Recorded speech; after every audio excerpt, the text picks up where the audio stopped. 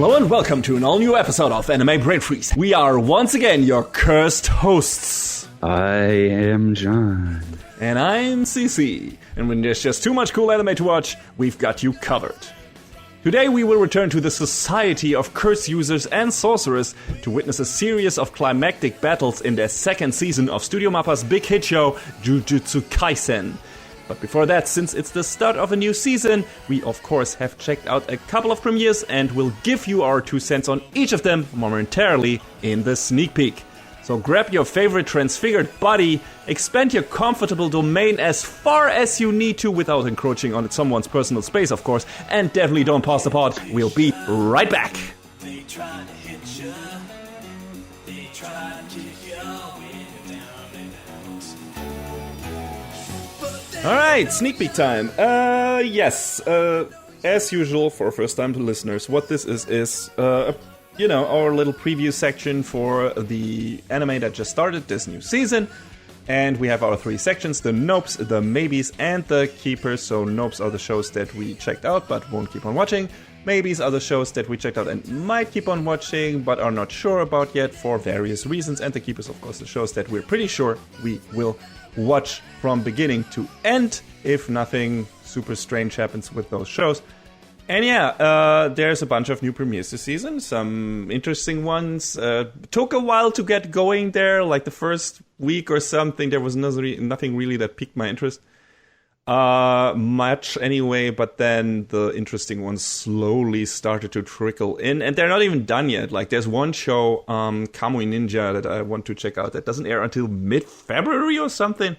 Jeez. So yeah, I can't talk about that yet. But depending on how it is, if it's good or anything, it might turn up later as a review or in the quick end of that or whatever. Who knows? We will see. But yeah, that's still the one show I was interested in and that I couldn't check out yet. But let's start out with the Nopes. And I have one, which hasn't been the case for a while. I think the last time I got a Nope was several seasons ago because I have made it a habit of looking at the anime preview cards on any chart or whatever and be like, nope. I'm not even going to check those out because those sound horrendous. And we got a couple of those this season, believe me. So usually I'm just already exercising those from my watch list beforehand. But this time I got one, and it's Blue Exorcist, Shimane Illuminati Saga, which is the 3rd season of Blue Exorcist. And the reason for me not watching it is not because it's a bad show, because I watched the first 2 seasons. The reason for me not watching this is because the 2nd season was 7 goddamn years ago. Oh, right, yeah. That was actually one of the first things I reviewed for our podcast. And the same issue I had back then, I have again now, just as I do with any of these shows that take these super long breaks between seasons. I barely remember anything that happened before this. I remember the faces. I remember most of the basics. Okumura, half demon, son of Satan, gets enrolled in Magic Academy with other young exorcists in training, yada, yada, yada. But I don't remember the plot. I don't remember the character development. It's just been too damn long, guys. Yeah, that was like me with a teen rom-com snafu. I think it was like 4 or 5 years in between like the second and the final season. And I was like, I would have to... I remember all the characters. I have to refresh my memory on a lot of stuff. So I still haven't gone back and done that. Yeah, and we had a couple of other of those shows where it was like Full Metal Panic, Invisible Victory came super late after the season, even longer than this, like, I don't know, 20 years or something. And of course there it makes sense. I wanted to revisit this anyway, and it's kind of only 2 short air seasons, so it's fine. But with this, I already did a catch-up when the 2nd season arrived, because there was a lot of time between Blue Exorcist season 1 and 2. And now another long break between 2 and 3. And as usual, they don't even give me a proper recap episode. For some reason, we sometimes get those in the middle of normal 26 episode seasons, but not, or even 13 episodes one, but not if there are 7 fucking years between season 2 and 3. Come on! And I like the show. I feel like at that point it's kind of warranted. Yes, absolutely. And I like the show. I like the cast. Although I remember season 2 not exactly setting my world on fire compared to season 1. But without rewatching the previous seasons, I feel lost. So I guess the best approach with these kind of shows is just to hope for a full adaptation and then just watch it all from beginning to end once it's finished. Like, I have the same issue with Ancient Magus Bride right now because I need to revisit the first season for that. I remember the bullet points, but I feel like the first season was good enough that it has earned the right to, like, for me to watch it again and, you know, get freshed up on the character development and everything, which I remember really, really like. But, you know, I need to do that to feel like I am prepared for the second season and know who all of these characters are at this point in the show, like what they went through and what they already experienced and everything and where they're going now. And, you know, like I said, there was another recent one where I ran into the same problem. I don't even know which one it was, where I had to catch up. But, you know, I have an old man brain, guys, and there's too much other stuff to watch for me to rewatch all previous seasons of this one show every time you decide to do a new one after who knows how long. And the manga isn't even finished. So it's not? No. So who knows how long it will take them to get to the end and how many years of a break they will take after this season. Oh my God, it's been running since 2009? Yes. What? It's one of those, you know, long-running shonens on the side that nobody really talks about because it's not in the constant zeitgeist. Like Naruto was for a while. One Piece still is, right?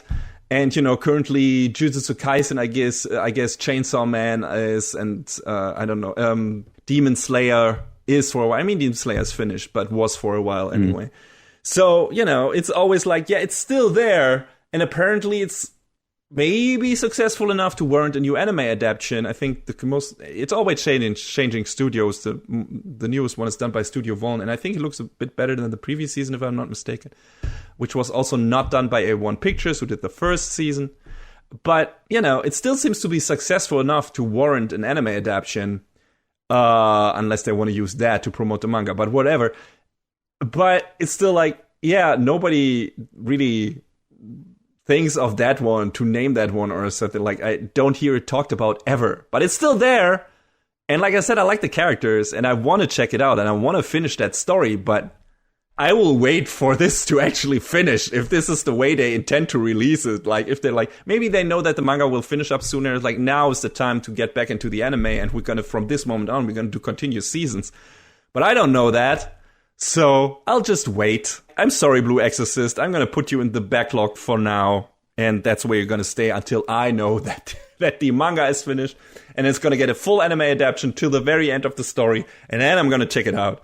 Because this is getting ridiculous. So that's my one nope. Not because the show sucks. Like, I watched the first episode. And aside from me, like, barely remembering where we are in this story, I had a good time. But I also was like, man, I wish I remembered what we last did in this in this show. Like, where the characters talk about stuff and like, yeah, I think I remember that, but I'm also not sure. I don't know what you're referring to right now. What is that? What did happen there exactly with you, character? And yeah, I remember liking you, but I don't know why. So yeah. So I'll just wait. If it's done, I'm gonna watch it all the way through, and then maybe I'll talk about it again and quick into that. I mean, it would have not been a full review anyway because it's a continued season, and I'm the only one watching it here. So that's I just wanted to complain about this the way they're going about this because this is kind of dumb. That's all. John, what is your first maybe? Because I think you don't have any nopes. Yeah, my first maybe is kind of bordering on a nope, though. It's Sengoku Youko. Oh, yeah, that's one of my babies as well. Not sure. I mean, I like the first episode. I haven't checked out the second yet. Yeah, I watched the first 3 episodes, and it centers around this boy and girl who kind of present themselves as siblings, but they're not really. Tama and Jinka.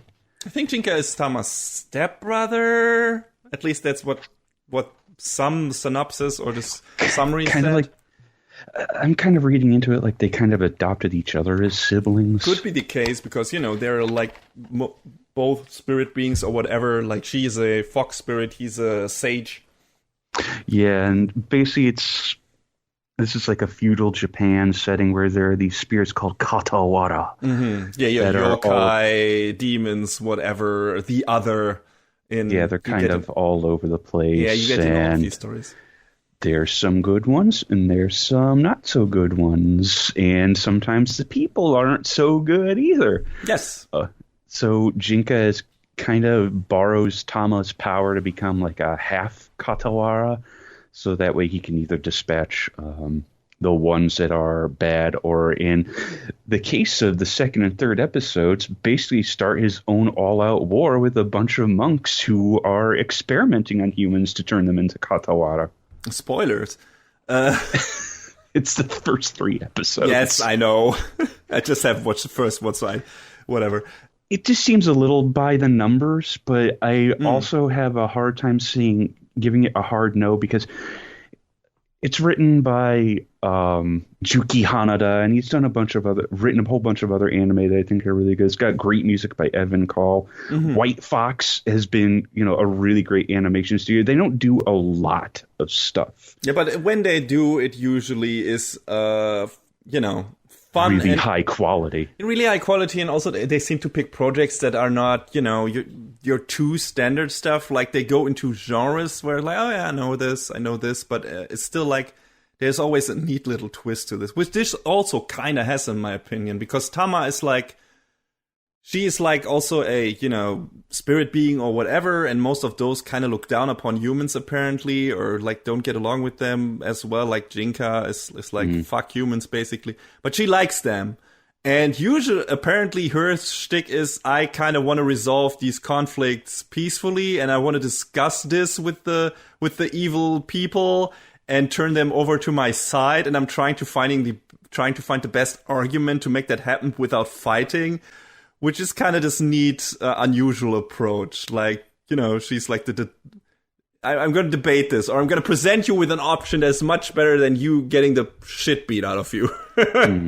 So that's unusual, and that's neat. And, she being the person who's like, no, I actually like humans, and I want to get along with them and anything, and I want to make them better than some of them are. So that feels like, yeah, that's this cool. And like you said, White Fox is really good. They're really actually animating the shit out of some of it, at least judging from the first episode.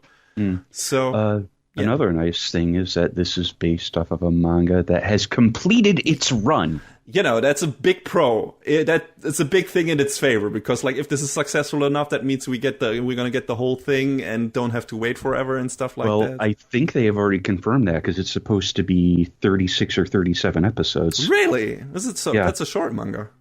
Yeah, I didn't look up how long it ran for. I can do that right now, but I don't think it was super long. Mm-hmm. It ran from 2007 to 2016. Okay. It's kind of switched publications in the middle of its run, looks like. But it looks interesting. And I right now, it's still a maybe for you apparently as well. What was the thing that was like, this could also turn into a nope? It's just shonen anime, Okay, I get it. Yes. Like, I mean, like I said, I don't outwardly dislike this, but show me the hook. Yes. And we're already 3 episodes in, and I don't really have that, so it might get pushed to the side. I hope they get like deeper into the Tama with her different approach to all of this, and not just resolve everything with Jinka beating the shit out of a monster or whatever. So maybe that will be the thing that will keep me to stick around. But I was just like you. I don't know. I'm not negative. I'm not down on it or anything. But there's this one wrinkle that's really interesting, and the rest is standard stuff. And, aside from good production values and everything. So who knows? Shinsuke is also kind of... I mean, he was fine in the first episode. He was like a bit clingy once he found someone who's like, oh yeah, nice. He's kind of... They can help me get stronger. That could mean anything, John. You'll see. Like, okay. I mean, he's trying his best, but it's also sort of, okay, dude. Okay. maybe a bit overzealous for his own good. Okay. Yeah. Interesting. Yeah, I'll see. I'll check out the at least 2 more episodes to get to where you are and then see how I feel about it. But yeah. Which I will also do for my next maybe, which I don't know if you even looked at that. Witch and the Beast. Mm-mm. All right, so it's about these 2 characters, Guido and Chef, who hunt witches for a magical order. And Guido is in search of a specific witch that curse her to make her remove said curse. And the Chef is a mage, her mage companion who carries a coffin around for some reason. And at the end of the first episode, when we have like a big climactic battle against the witch, we find out what that coffin houses, which is Guido's real body, which she can temporarily return to when she kisses a witch. And that body is very powerful and very good for punching evil witches in the gut. And yeah, that's kind of it. It's kind of like this weird semi-steampunkish, but also, modern times fantasy tale. It looks a bit flat and the animation is a bit middling. And it's definitely the edgelordiest show I checked out this season. But it's got a neat buddy cop B-monster movie vibe going on, and you don't see that many shows that turn their heroines into hulking Frankenstein monstrosities to power them up. So that's pretty fresh. I liked what I saw there. Like, she really becomes this behemoth when she returns to her body. It's like, holy shit, that's definitely a big monster guy or girl. And yeah, that's fun. That's unusual. Usually, anime like to keep their heroines somewhat pretty. Although that's always in the eye of the beholder. Maybe someone digs her real body's looks. I don't know. Some guys might be into that. Yeah, it's fun. Like I said, it's edgelordy. It's like super. There's some really, I don't want to call them gross scenes, but it's like, oh shit. This is super dark. Look at this dark twist. And suddenly, there all these girls that believed in this witch, like, she cut off their feet and wants to sacrifice them. And there's blood everywhere. And you're like, all right, okay, Madoka wannabe. We got Madoka at home. It's like, yeah. So we'll see. It's just, the dynamic between Guido and the Chef is kind of fun. And the animation is all right. And, it's a fantasy thing, and monsters, I'm always into monsters, so it's okay. I don't know if I'll stick with it. I have only checked out 1 episode so far. I'll check out 2 more and then we see how I feel about it. John, what is your next maybe? My next maybe, it's kind of bordering on a keeper. I think it's Delicious in Dungeon. Yes, that's the case for me as well. What is it about? It is about an adventuring party going deep into a dungeon, and the main character, Laios, one of the main characters, his sister gets eaten up by a dragon. Mm-hmm.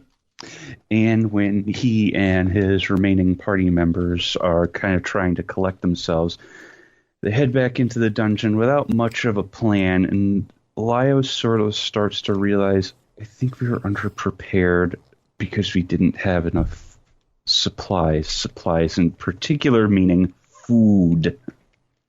So they run across this, I guess he's a dwarf, Senshi? Yes, he's supposed to be a dwarf, yeah. And Senshi knows a lot about stuff that may or may not be edible within the dungeon. And we sort of start to see that Laios has been curious about, well, I wonder how certain monsters or flora within the dungeon taste. And well, today you are going to learn, my dude. And we are going to learn. Yes, and Senshi is very proficient at preparing and cooking all of this stuff, and they sort of go through the dungeon and sort of discover, oh, this monster can be cooked up like this plant can be prepared like this, and it's sort of an interesting way to look at, your survivalist guidebook sort of through this deep dungeon. And it's kind of presented like this underground mystery dungeon type thing where it's this castle with different layers and different almost like biomes to it as they travel deeper and deeper. Different ecosystems and everything. You got a jungle-ish area here, and then something else there, and a different flora and fauna, of course, in each of them. And it's a bit like Made in Abyss, only much more cozier.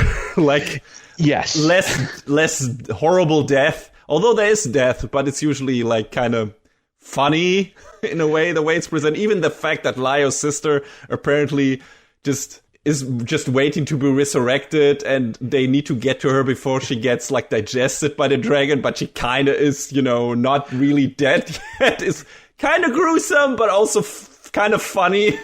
They sort of speak about, my first time dying. So wait a minute, there's resurrection in this world, but it seems like there's a limit to it. Yeah, there's a limit to it. There's a proximity limit to it as well. They can't just, get out of the dungeon and hey, I'm going to cast my revival spell from here. Also, that probably wouldn't do much good because then she would still be in the stomach of the dragon or whatever. So, yeah. As far as we know, his sister is still alive. It's just that we have been told that, red dragons take a while to digest their food. So. They basically need to get to the dragon, cut it open, get her out of there, and then cook the dragon and eat it, which is how they get Senshi on board, right? They are hey, we're hunting this dragon. He's like, I have never... This is my holy grail, my white whale, right? To eat this dragon meat. So I'm going to join you so we can beat the dragon and eat it. Yeah, all right, that's a mission. That's fine. Life goals, #life goals. But it's cool. It's the slightly different cooking focused show, I would say, with a fantasy edge. And of course, you also there's a lot of world building. You learn how this world functions, how the economy in this world functions, and everything. And that's interesting in itself. And of course, we got a bunch of fun characters. You got the archetypes. Of course, Laios is the hero, Masi is the sorcerer, Senshi is the dwarf, and then we have Chilchuk, the pickpocket, lockpicker or whatever, right? The thief archetype. And the show also is kind of being, a bit cheeky with that, because I think, I've only watched one episode, so it has to be the first one.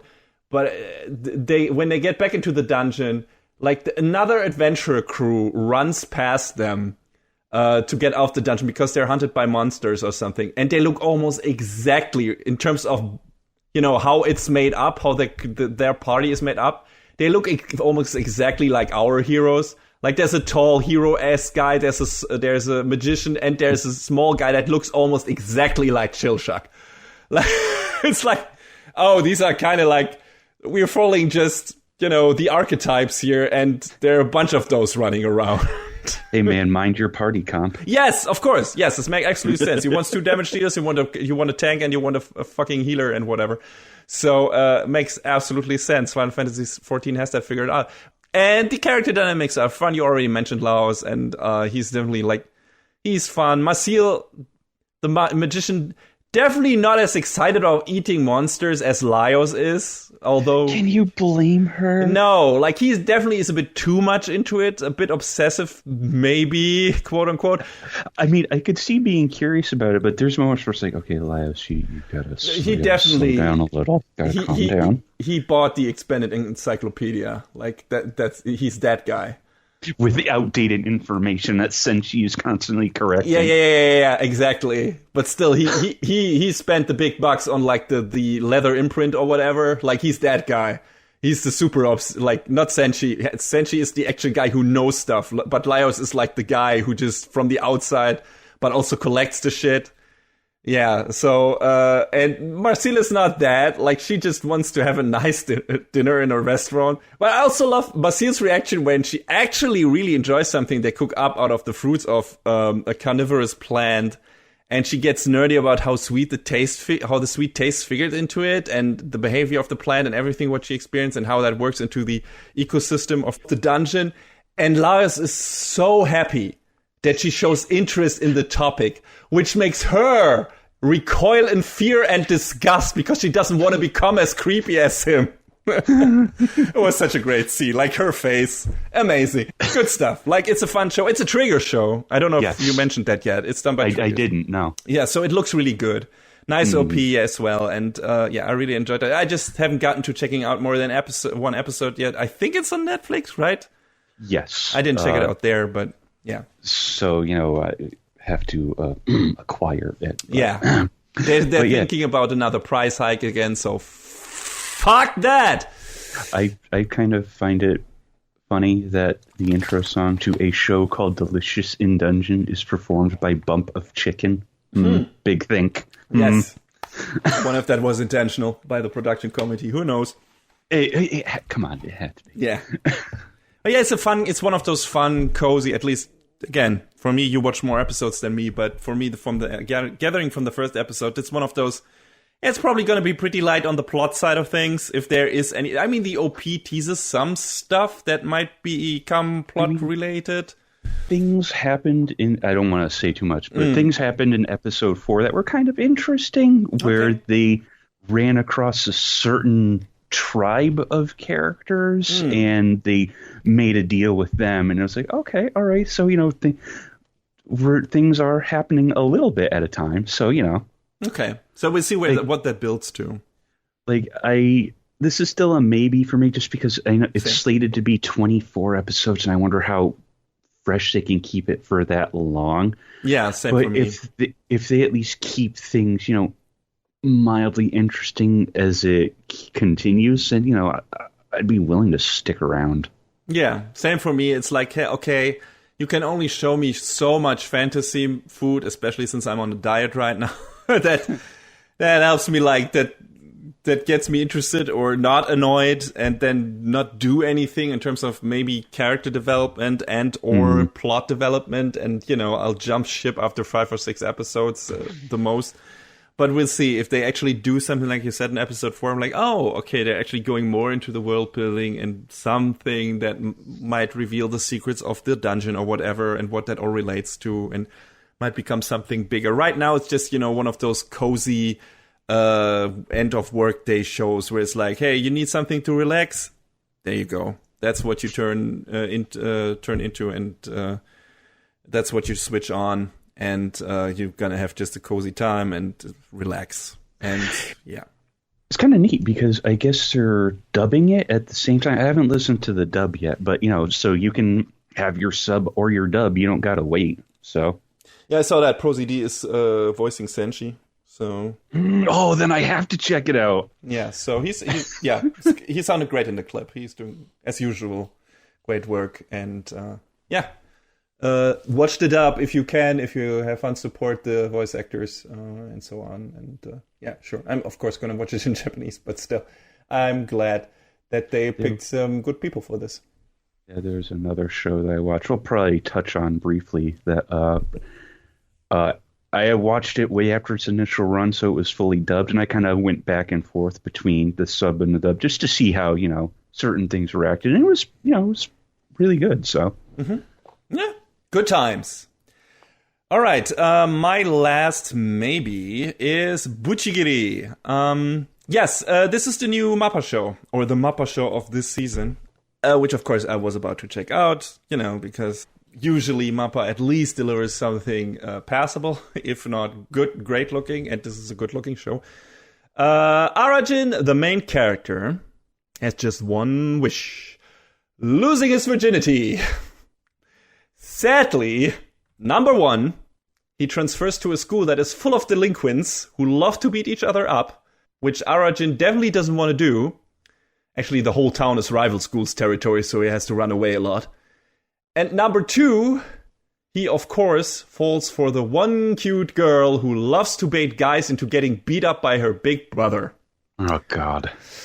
Luckily, when Arajin by accident shoots himself in the head with a magic gun, he is henceforth accompanied by a djinn who intends to make Arajin's one big wish come true, and if only that means to give him the power to beat the shit out of everyone else. So yeah, it's a funny, colorful show, good animation, slightly shonen-esque with an edge, but also very leaning very much on the comedy. Of course, the premise makes this seem like a very horny show, which it kinda is, but also not really. Trust me, it's not the horniest show this season, and we will get to that very shortly in my keepers. But yeah, it's fun. Like, we have Arjun, like, we have his weird crush there with her weird brother complex, which I'm not sure about yet. Again, only watched one episode of this. Arjun's childhood buddy Mataraka had a growth spurt and is the strongest guy at the school. You know, he seems to admire Arjun, maybe because Ara saved his life once, or he thinks he did. So there's an interesting mystery going on between those two, and already a neat dynamic. Arjun gets nervous a lot around girls and violence, and if he gets too nervous, he suffers from acute diarrhea. Classic. Hey, Yeah, of course. Johnny Sasaki? Yeah. Pretty much.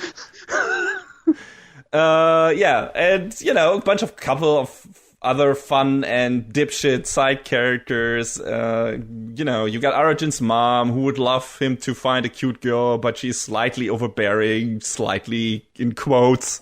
She might also work at a sex bar when she's not managing the restaurant. Not sure yet. That might be a red herring. I'm not sure. Maybe I only thought that woman had the same voice that bunny girl woman, whatever.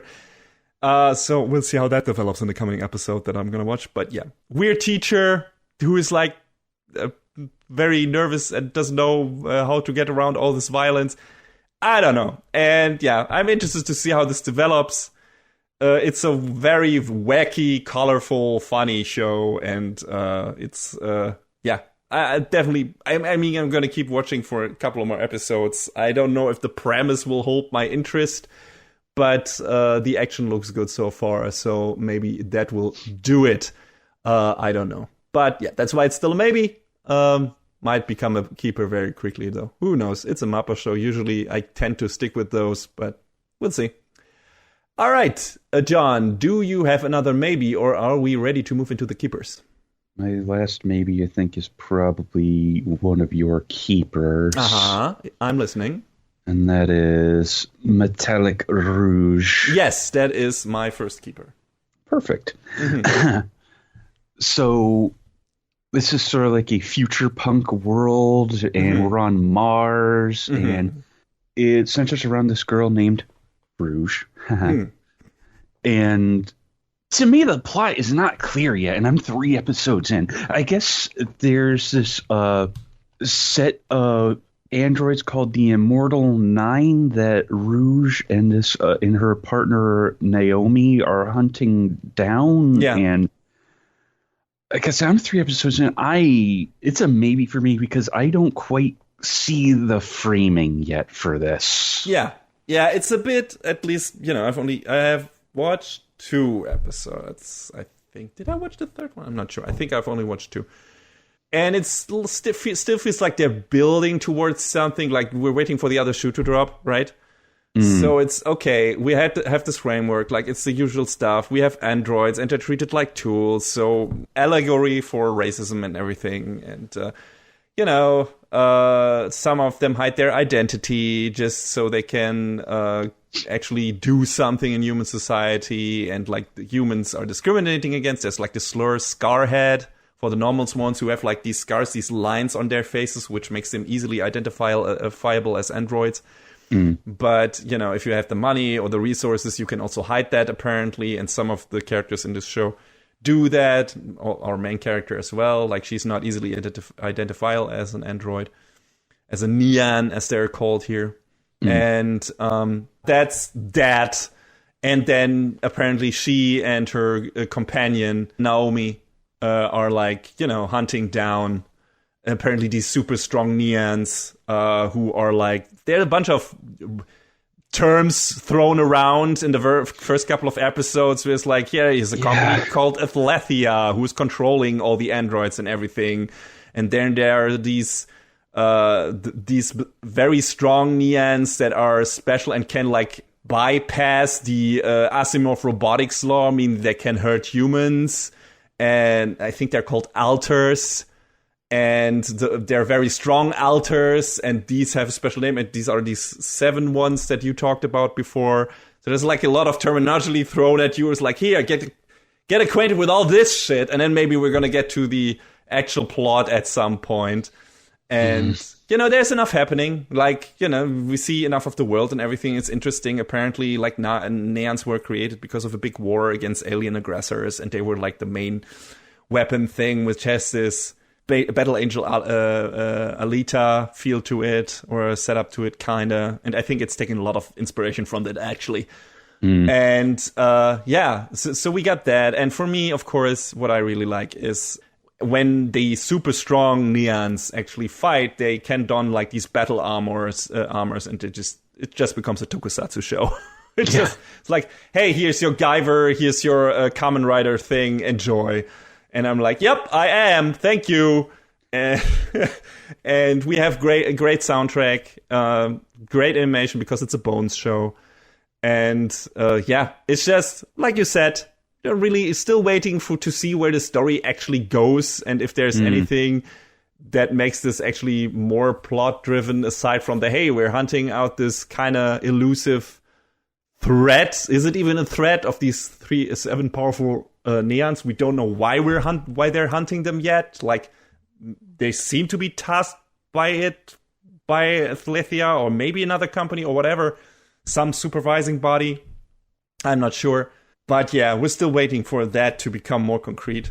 But for now, for me anyway, it's scratching that tokusatsu itch, and it's a really good looking show. And we got fun characters, like Naomi and Rouge have a nice dynamic, with Rouge being like this laid back, kind of, not necessarily people person, and Naomi very extroverted, loud, and can talk a mile a minute. And, of course they clash, and Rouge just wants to eat her chocolate and not share it, not even with children.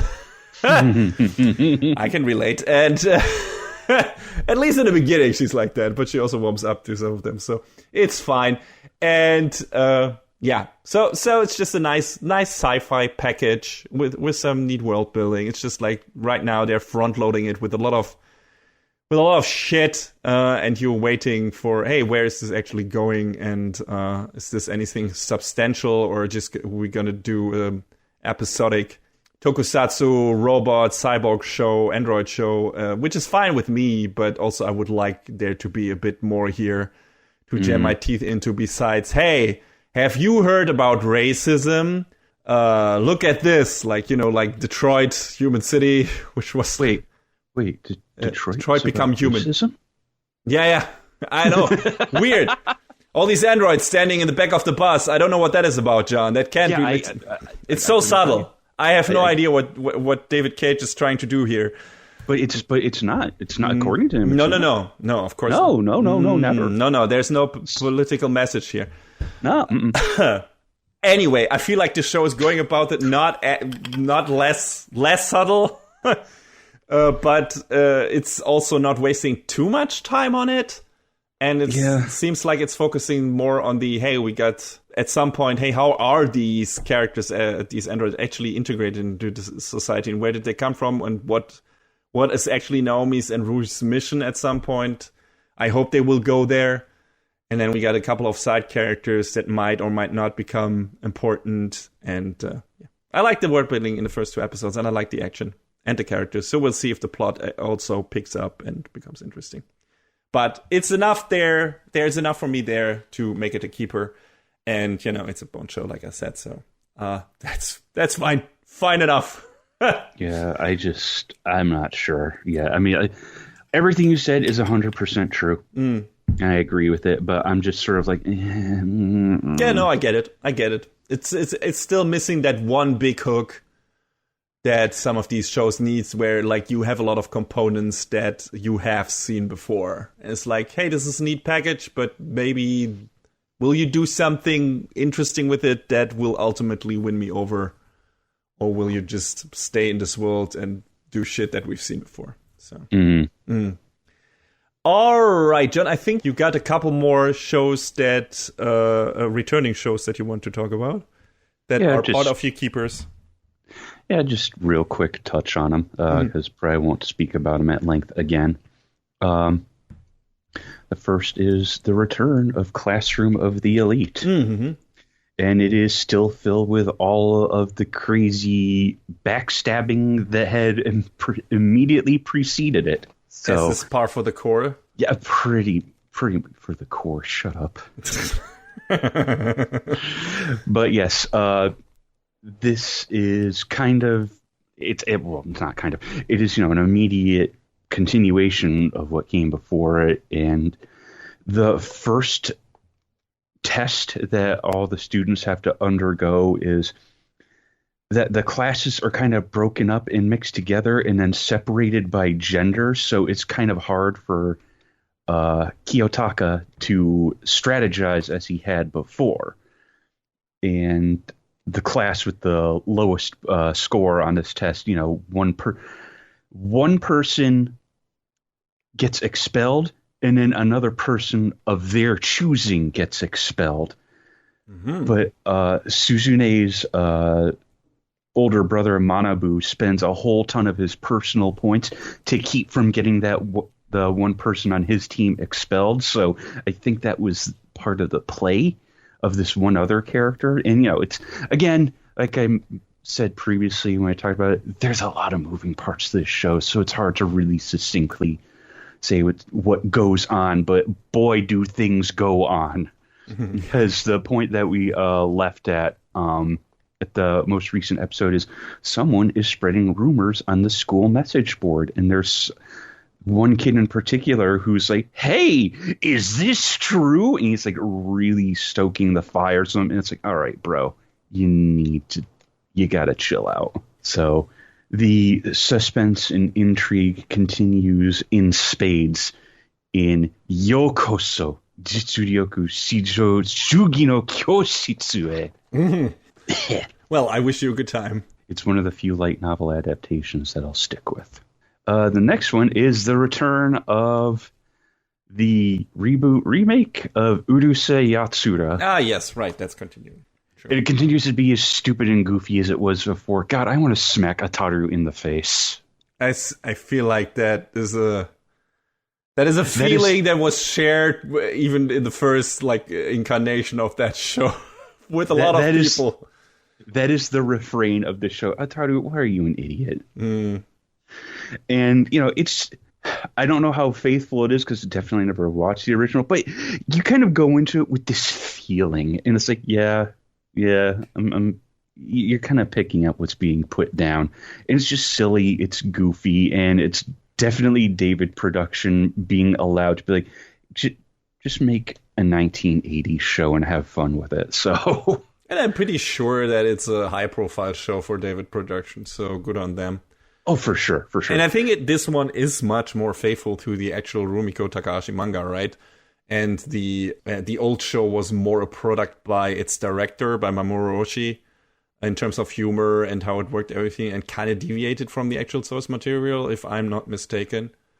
So, yeah. That I'm not 100% on, but if you were to tell me that, I would probably just say, okay, I believe you.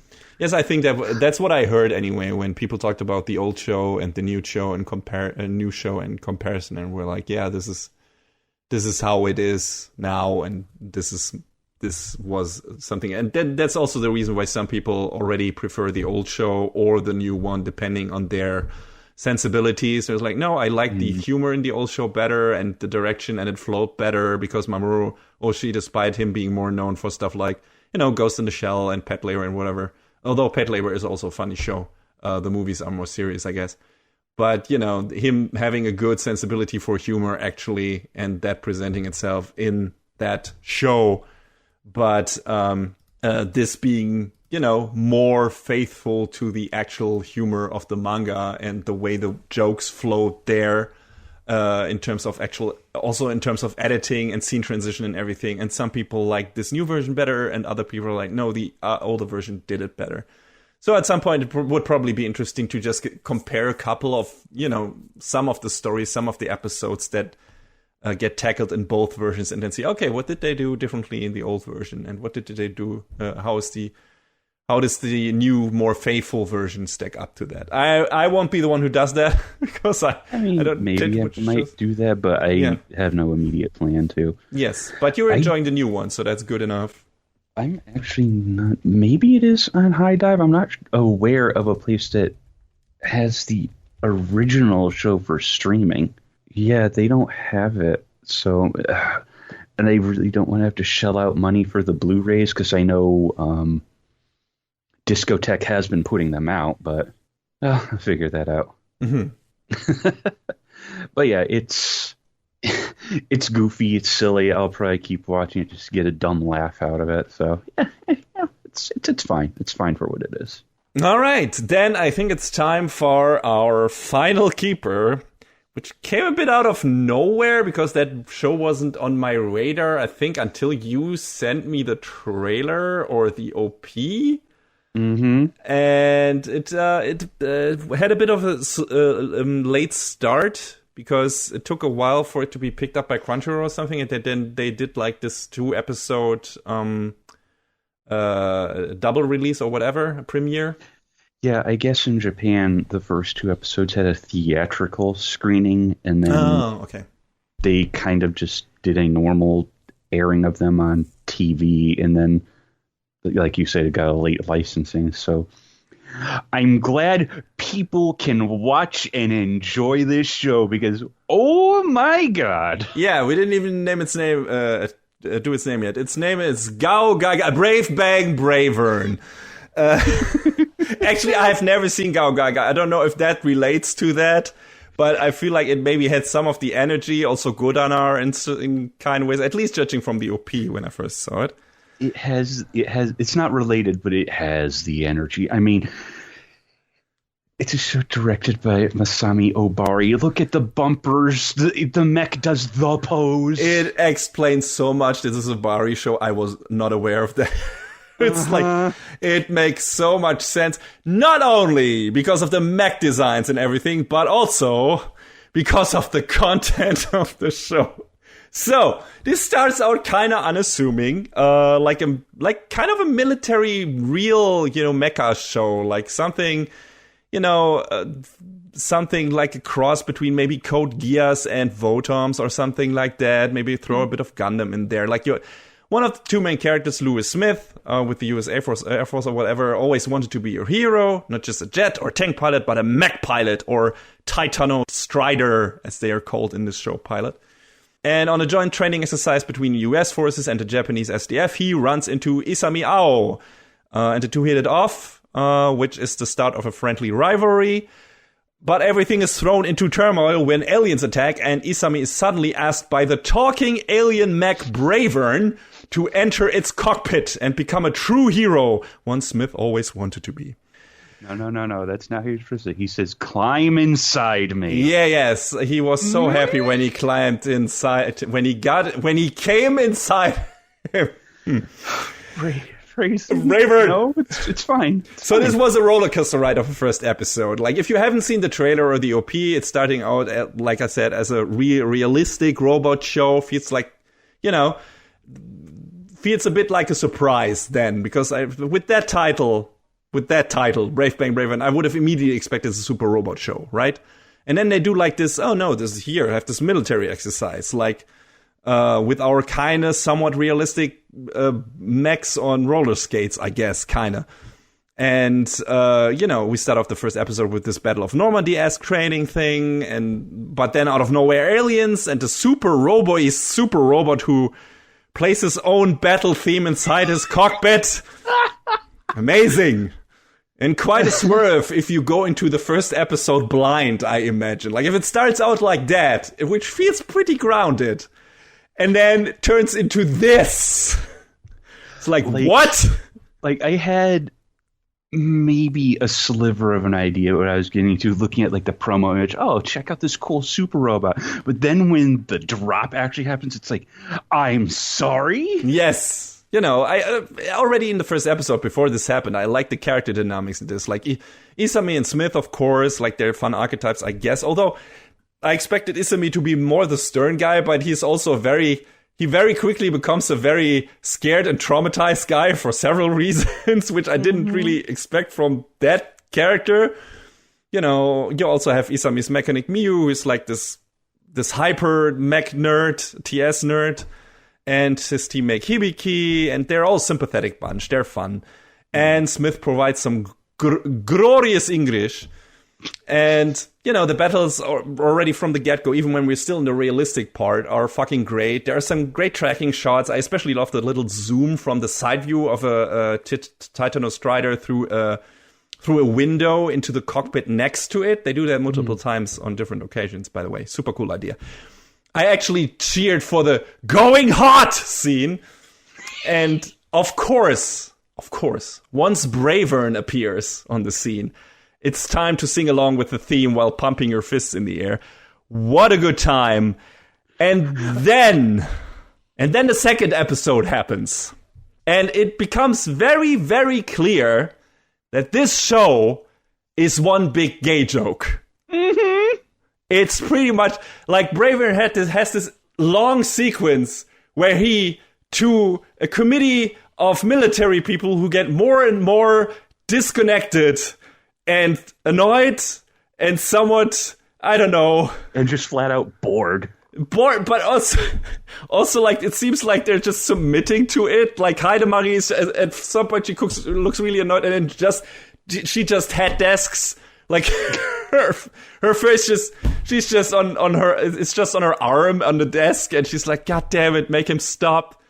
And he just tells this long story how excited he was that Isami called out to him and got into him and stroked his control stick and did violent motions inside of him. And it's like, all right, show, I get it. I know where you're going with this. This is, without a doubt, and this is not derogatory, this is an observation that both of us had made, the gayest. The absolute gayest. Robot mecha anime I've ever seen in my life. Yes. Like, it's super fun in that regard. I mean, your mileage might vary in terms of the fun factor if you find this kind of thing maybe offensive. And don't get me wrong, the humor has its edgy side. Like, this ridiculous story that Bravern tells partially in German for some reason. Like, he even speaks horrible German, which, what a king. What a scene. Like, when they suddenly started talking German, and he talks in really bad German back, and it's like, Danke! And I'm like, what?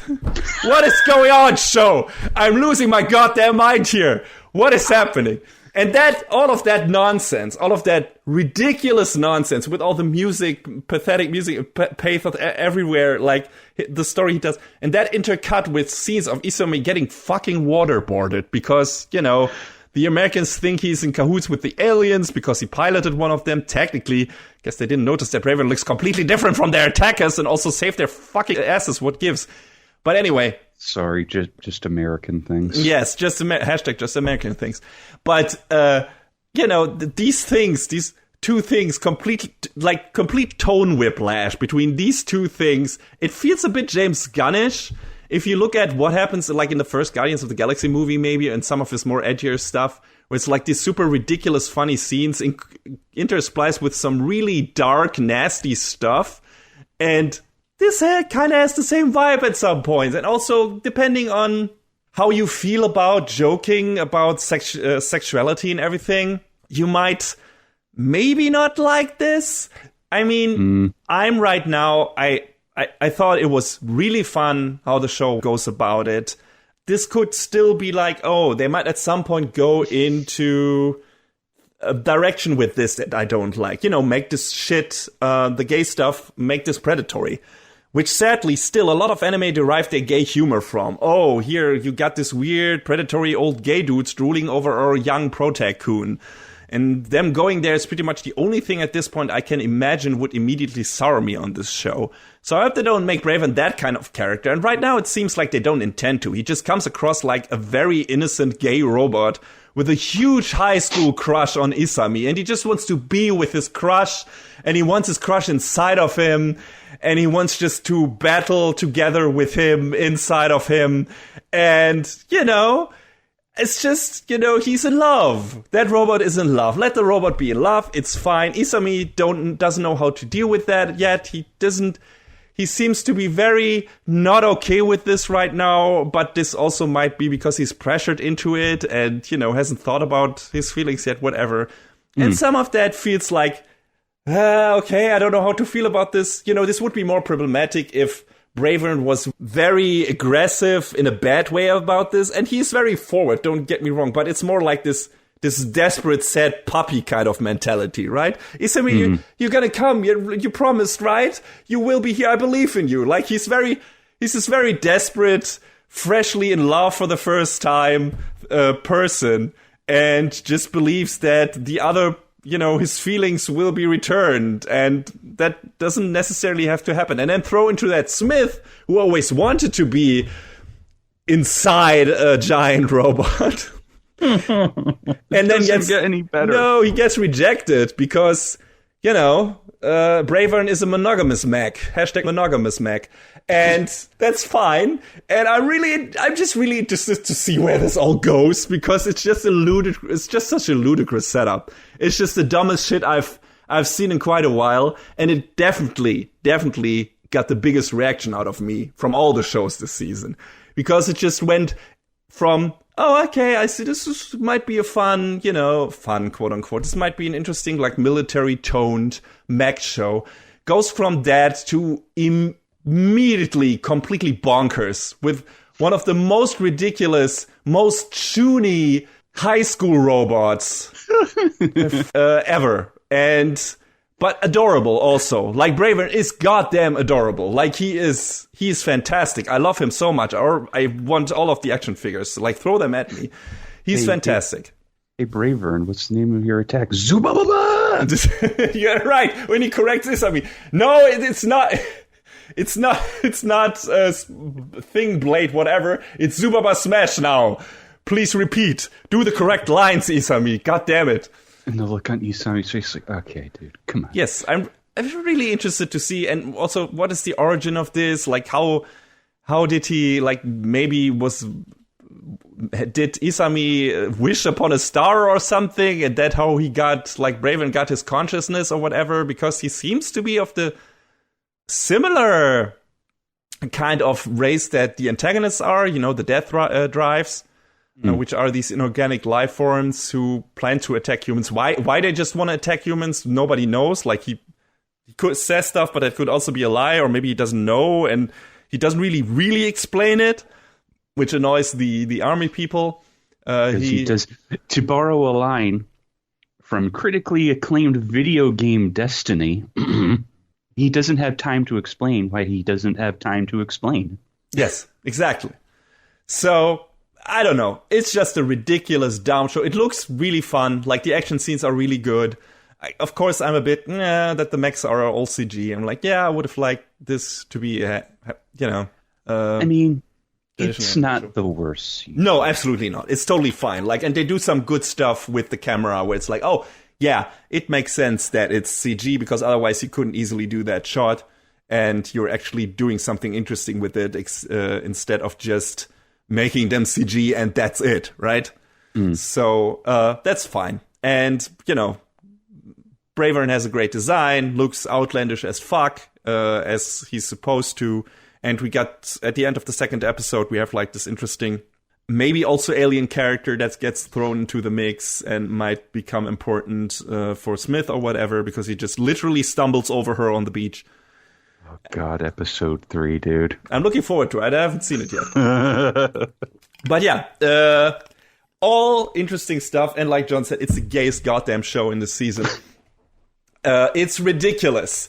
Depending on how you look upon this kind of humor, your mileage may vary, but maybe give it a chance. Right now, it seems pretty inoffensive and innocent. I hope it stays that way. And just has fun with it, and that be it, without getting too creepy or whatever, aside from, some of the weird tone shifts happening, which are fine, and actually keep this fresh. So, I love mech shows, and I love unusual mech shows, and this is definitely one of the most unusual mecha shows I've seen in ages. Planet With probably was the last one, and that was not a true mecha shows, because it was just, characters manifesting kind of an armor or something and didn't actually climb to a robot, I guess. Whatever. But, yeah, this is fresh, and definitely is my top keeper for the season, because it's just the thing, like I said, that got the biggest reaction out of me, and a positive reaction, because I was laughing a whole damn lot, and it sounds like you were too, John. Yeah, God, it's such a throwaway line, but in the first episode, when Bravern's theme is playing, and Isami is like, "Where is that music coming from?" Yeah, I love it's so that. good. It's so good. Because you never realize until the character manages it, right? Mention it, right? Because it's like, yeah, it's normal that these kind of battle hymns play in these shows, but that they're actually playing in the show is, you know. I had a moment where I'm watching and listening. Well, wait, why are they doing that with the audio? And I was like, no, come on, don't tell me there. And then Isami says that, and I'm like, oh my God, they did. I feel like they did that in another mech show not too long ago, but I don't remember which one. There was a joke like that in Super Robot Wars OG2, I think. But I know it was in the game. I don't remember if it was in Inspector? In the Inspector, but no. I mean, it might have been, but it's not the show I'm thinking of. I don't know which one it was. There's this big joke for people who don't know in the original generation games where oh god, I can't remember the character's name, but his mech, the Außenseiter, who he calls Trombe after his childhood horse, his theme would somehow override everyone else's because of a glitch in the coding, and then I think they just sort of kept it moving forward. And then there's like one mission in the game where they're blasting it out of like the ship's speakers, and it's like, shut up, this is so stupid. It's nice. It was equally stupid because Super Robot Wars also does this fourth wall break more than once, because there's this one where I think they did it in the game and in the show where Sanger Zonvolt is going up against one of the big guys, I think Vigagi or Vigago, whatever his name is, and this is when he first gets his actual mech, the DGG, and he's like, "This is my mech," blah blah blah, and he's got the music playing in the background, and that's when they put the title card for the episode in the show. It's like episode 13, War Gods Armament Dai Jengar, and Vigagi is like, what do you mean episode 30? What? Huh? It's like, this is so stupid, and I love it. I love when there's little moments like that. Just, it's blink, gone. It doesn't even, you don't have to linger on it. You just do it and you walk away from it. Yes. I feel like Bravern has, which also the title, right? That also figures into the joke now. Now that I think about it. Bravern is a brave bang. Don't worry about it. Anyway, but I feel like this show is also going to do that a lot, because it already did it a lot, and yeah, it's fun. It's got also this nice thing of international feel to it, because they're American guys, Japanese guys, German guys hanging around, and all talking in their language, I guess. And I always appreciate when that happens in a show. So yeah, fun show. I hope it stays that way. I hope it doesn't become creepy or, annoying or whatever. And right now I'm just enjoying the shit out of it. I'm really looking forward to checking out episode 3 soon. So yeah, this is definitely so far my highlight of the season. I don't know what that tells you about this season, that this show is the highlight for me, this super dumb mech show, but goddamn, it just pressed the right buttons. I mean, the past couple seasons have been kind of not bad, just a little light, a little slow. So yeah, that's true. This is also reflected in our review quota, I guess. So we'll see how this season have a quota. I guess maybe. I mean, we started out with a lot more shows that we looked at, but also we changed our format a bit here and there. So there's not that, there's something relegated to the quick and the dead and, stuff like that. So that is also a reason. But like you said, the last couple of seasons have been pretty light. So this one isn't, actually, because we got a lot of reviews lined up this season. So be prepared for that. And we're going to start with our first one in a couple of seconds.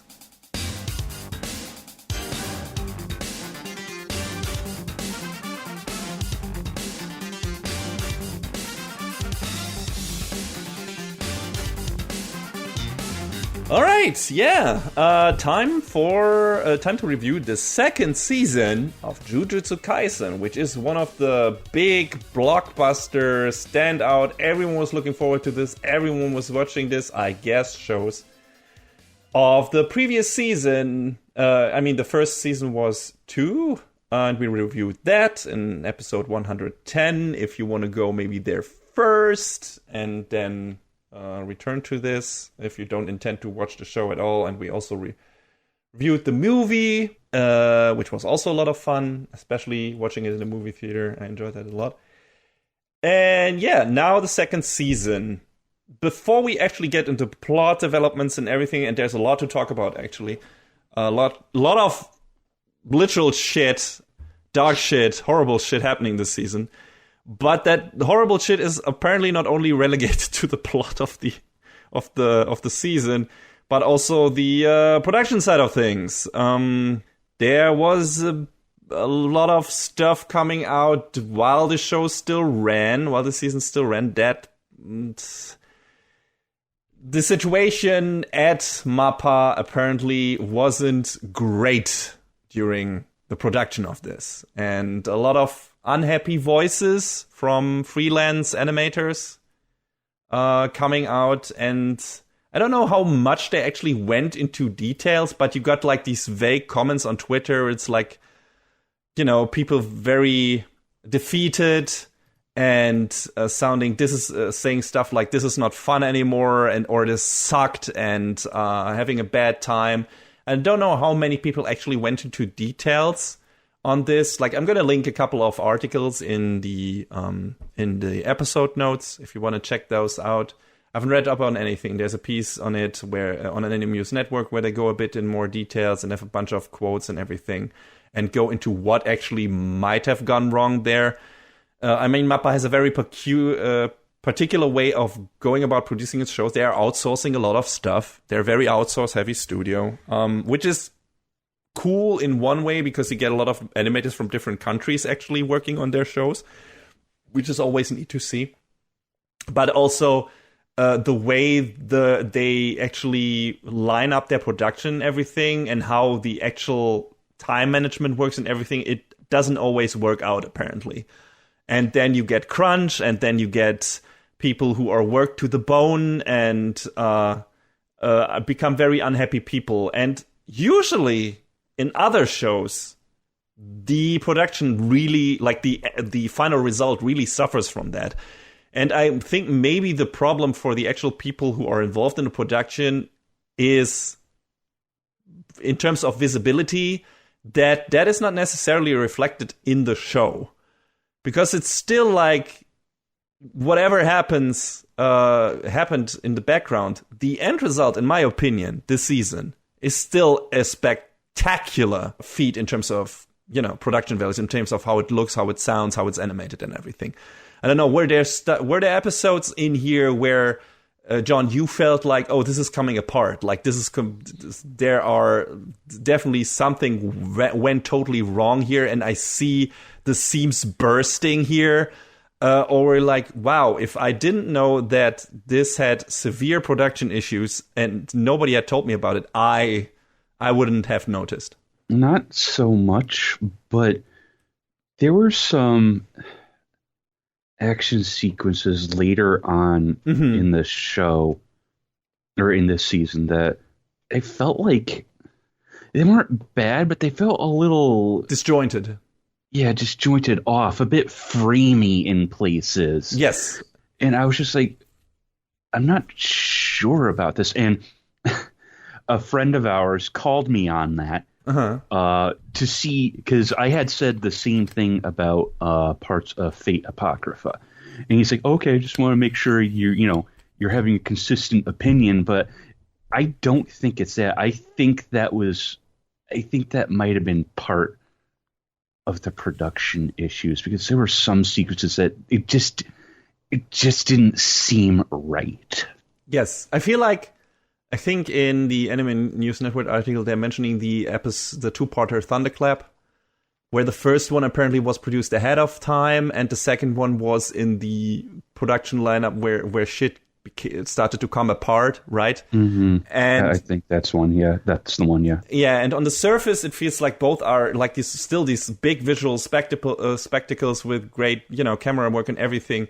But apparently, the second one, if you look for it, there's a lack of cohesion, and there's also, more visual noise, and it feels maybe a bit too loose and fluid for its own good. I mean, the action sequences in Jujutsu Kaisen have also been, even in its first season and in the movie, have a very fluid and loose feel to it. The way the animations work and the tracking shots and everything work. A lot of that has a more, not as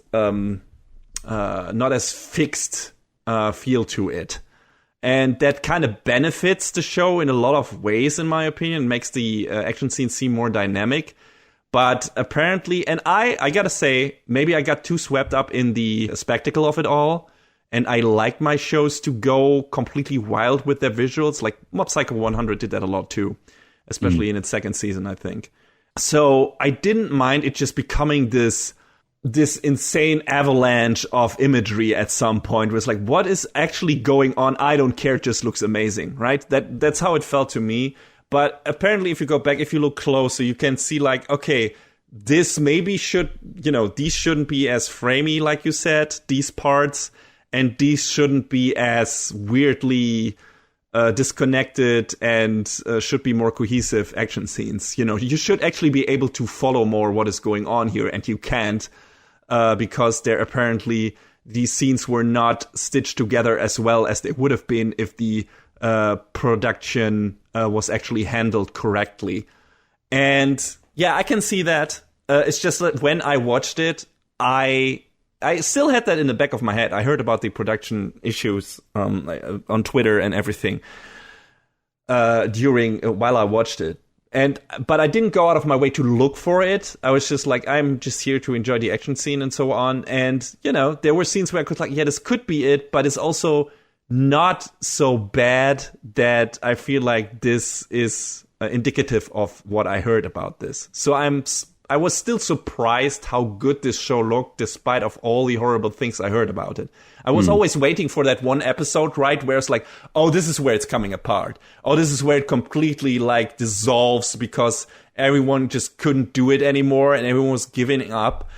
But either they didn't, and they managed to actually, or with the magic of editing or whatever, they managed to mask it, or because the animation style of the show has always been kind of loose, even when it was still helmed by another director, or because of that, because it's just Sungwoo Park's style, which you could also see in God of High School, that also has a lot of loose animation scenes, and maybe that's why it didn't pop out at me as much as in other shows where the production values, the production issues rear their ugly heads.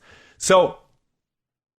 Yeah, that just as a preamble to this kind of, or a book note, because if you watch the show without this knowledge, I feel like you kind of still have to go and look for it to actually really notice it. Most of it still feels like it's competently handled. Sure, there's some episodes that look worse than others, but you have that in all big action shows. And also, you cannot have all the episodes have the same amount of visual finesse and explosions and direction or great action direction and editing that the other shows have. So you have some that definitely look not as good. You like the fight against, we'll talk about that later, on the Lovecraft thing. Like looks a bit, just in terms of how the reason for this is also where that fight takes place and the contrast is too high and everything. But also the animation itself is partially maybe not as as well done, at least not in the second part of that episode, and considering what episode came before that and what fight came before that. But I also expected that. I was like, okay, this cannot all look as amazing as this episode looked in this episode, and that's totally fine with me. But overall, in terms of quality level, quality baseline, this is a ridiculously good looking show. This is a ridiculous good looking season. Considering how this is such a action heavy season. It's basically just fighting. The first season had a lot of fights, But it also had, some low-key mission stuff and training stuff in between where there's not that much action actually happening. You're bringing the characters into place and you're just walking around and, talking and stuff like that. And there's not that much of this in this season. We got like this smaller arc in the beginning, and then from a certain point on, it's just bang, bang, bang, bang, another action scene, another action scene, another action scene, another action scene. And they get bigger and bigger and bigger and bigger. And I expected, okay, when is this just going to implode? And it kind of doesn't. It just looks amazing, in my eyes anyway. Like from the outside perspective, and in my opinion, if you're not actually trying to look for issues here, maybe if you have a more school-trained eye that knows, okay, this is how it probably was supposed to look, and this is how it turned out, you can see the issues on the screen. But for me, it was, hard to spot a lot of them. Like I said, I noticed some smaller ones where it's like, this could be it.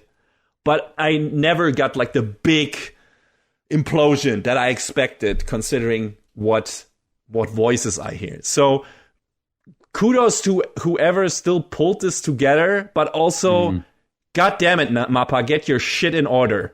Like, why does this still need to be a thing in 2023/now 2024? Like, why is this still such a big problem in the anime landscape? Like, why do we have to hear about this again and again? And I mean, anime production, like media production in Japan, is not the only thing. We also have that in the US with some Hollywood productions. The Marvel movies come to mind with the visual effects teams being worked to the bones there and everything, and some movies suffering from that severely. And there it's noticeable, right? Like something like Ant-Man 3, you see that this probably is not how it was supposed to look, because some of that stuff looks really, really bad.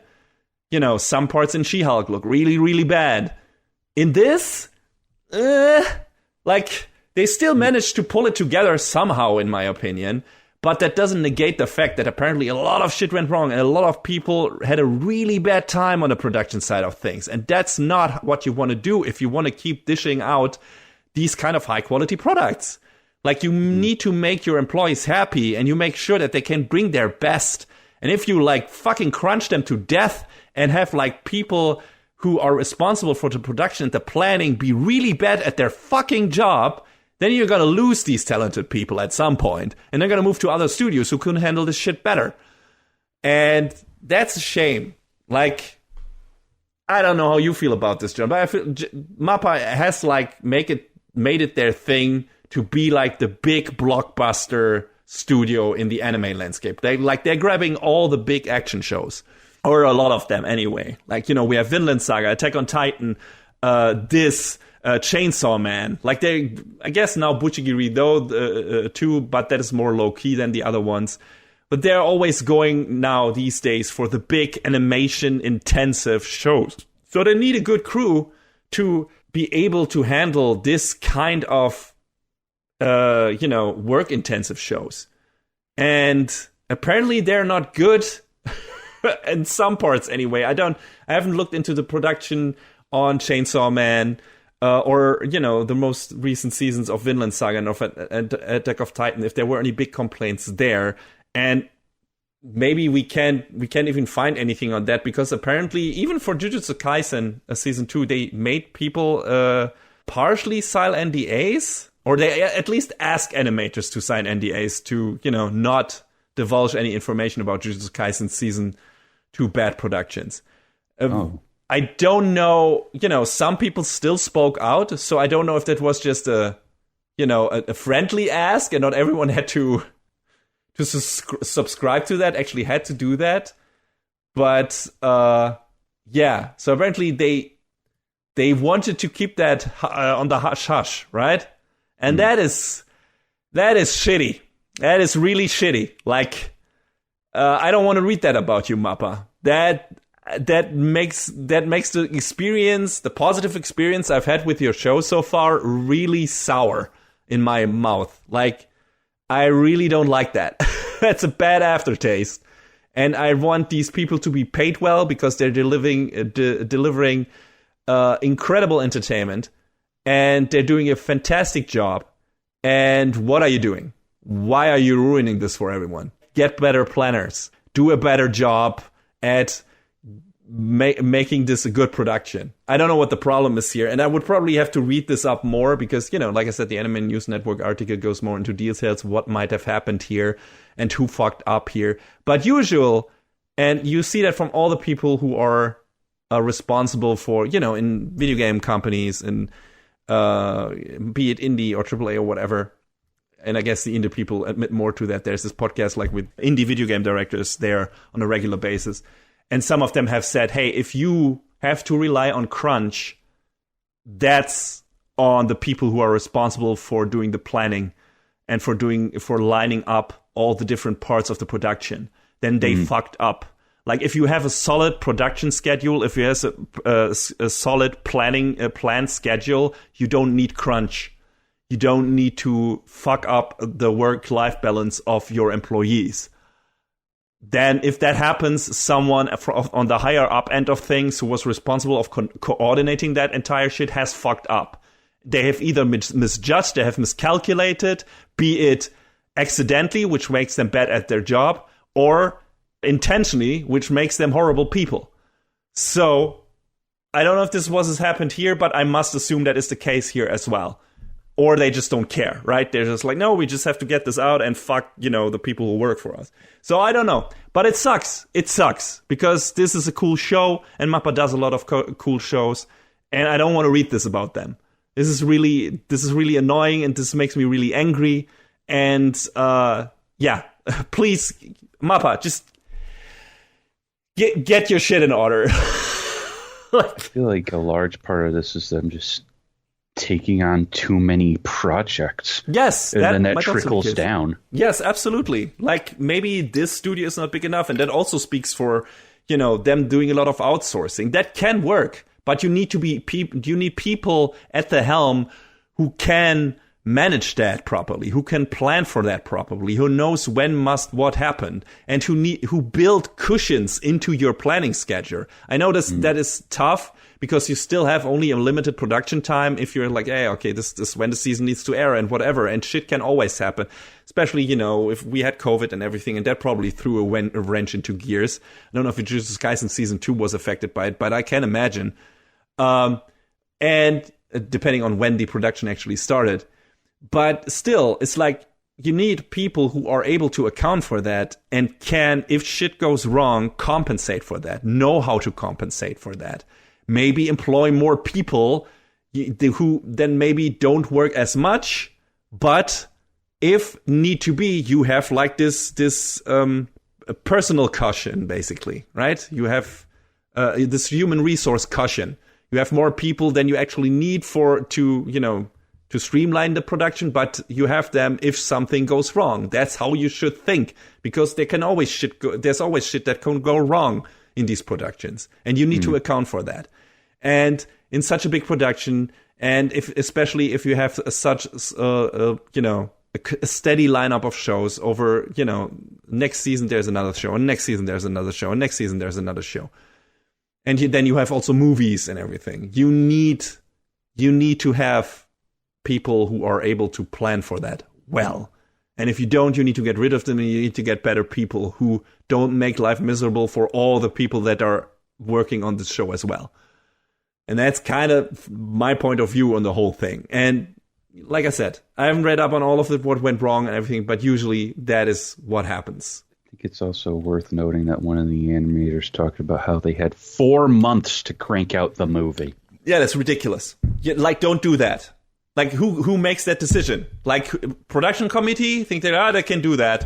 Let's fucking go for broke. Like, that's ridiculous. That's absolutely insane. Don't do that. Why would you do such a limited time frame for such a high value product for a high work intensive project? Because it is high value, and we need to keep it going. We need to keep absolutely. Public interest, and it's so. And that's working out great for Marvel right now, right? Still making money. But that's like, no, we need new product. We need 3 movies every year or whatever, right? We can't now, after Avengers Endgame, we can't take like a couple of years of break. Let people cool down, get off this high, wait for it, and then crave more of the product. And then we fulfill that demand. no, we had to keep going, we had to stuff it down their throats. And I still don't feel like that is what, Mappa does with these shows, because they still, they don't, immediately go with the next season of the show, the coming anime season. Like, they always switch it up. There's always a different show, a different franchise thrown in here with the next season. But still, I don't know how much they retain of their outsourced labor force, and I don't know how much planning actually goes into this and how much time they take to line that all out perfectly. Apparently not enough. And I'm sure none of their outsourced stuff sticks around. It's probably all contract work because they can pay them dirt cheap. Yes, and that's absolutely. the problem with animation in Japan is nobody gets paid what they should. Yes. The going rate is pennies on the dollar per frame. Yeah, it's ridiculous. And then add to that the ridiculous time frame that they pick for that. And it seems like either people don't care or they put the money before everything, which of course happens everywhere. But it still seems like this is a very prevalent disease in not only anime production in Japan, but just in general, artists being underpaid and everything. And that's one of the things that irks me when people, in contrast to, hyping, hey, the budget or for the new Godzilla movie -1 was so low, and they managed to crank out this great looking movie with ridiculously good looking effects. It's yeah, they did, but why is nobody? Yeah, why is nobody asking how much these visual effects artists actually were paid, and in what kind of time they had to crank this out? Where are my interviews for that? Talk to fucking Toho and ask these people, and they won't answer, of course. But don't hype this shit up. Don't normalize this. Be yeah, no, these people definitely were underpaid. Absolutely, they must have been, because that's not where most of the money for this movie went. And if the budget already is so low, I can only imagine them getting only, like you said, a couple of pennies for their work, which is unreasonable. And, visual artists being underpaid is a problem everywhere, but it still feels like it's one of those big, big issues in Japan that you hear of again and again and again and again. And then added to that not even with this low payment stuff, they're able to give them decent work conditions in regards to how fast they have to crank that shit out and try to keep up the good quality at the same time. And it just sucks. It sucks. It's horrible. I want that to change. I don't know how we can change it. I mean, if you don't watch that stuff, that also means people don't get, I guess, paid in the end. Maybe. If you don't watch it, you don't buy the merch. It's not good for anyone. Yes.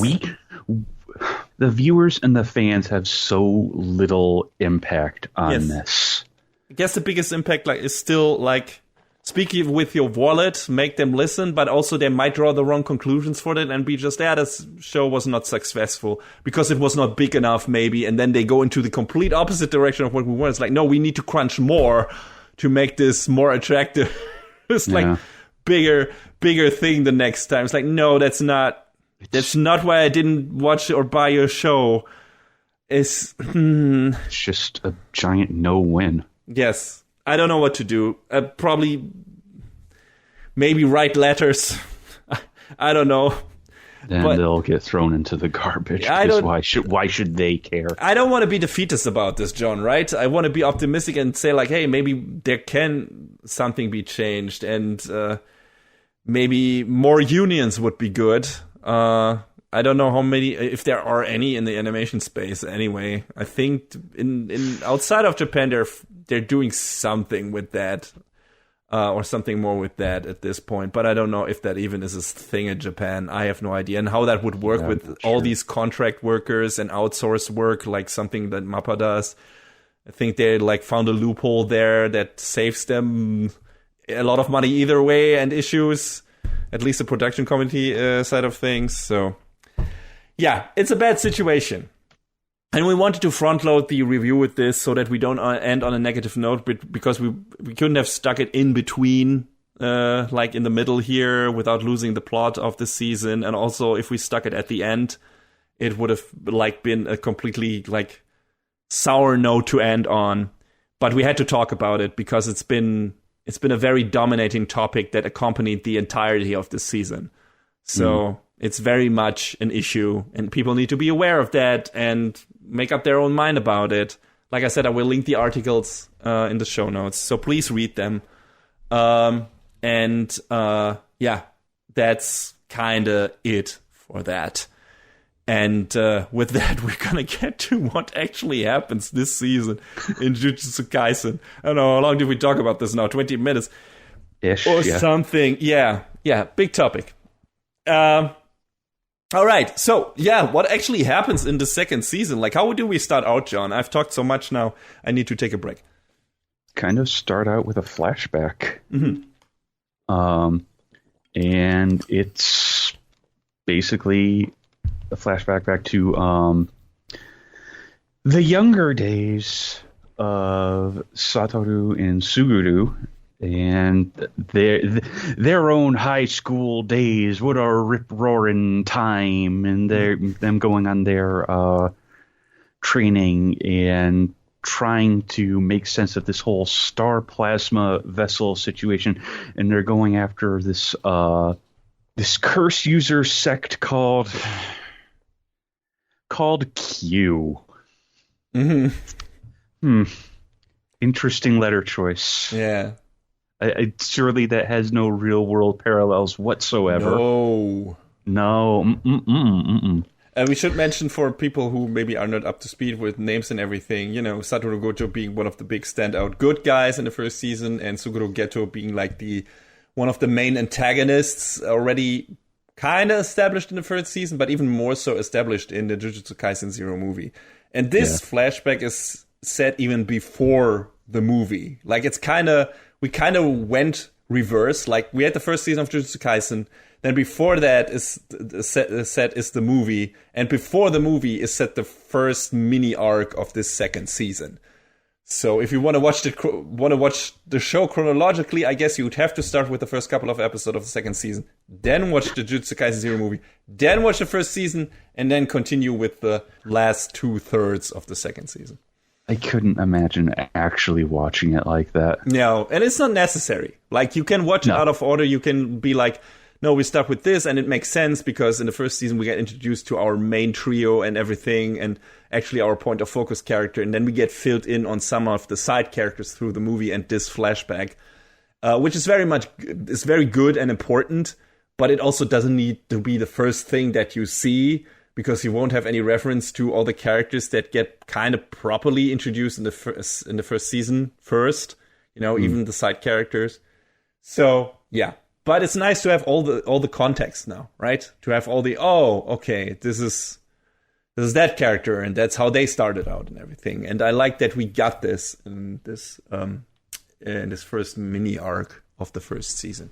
Yes, Satoru and Suguru are tasked with protecting this girl Riko, and she's being targeted by Q, as well as this religious group called the Time Vessel Association. These names, dude. But they sort of take care of Q without much issue.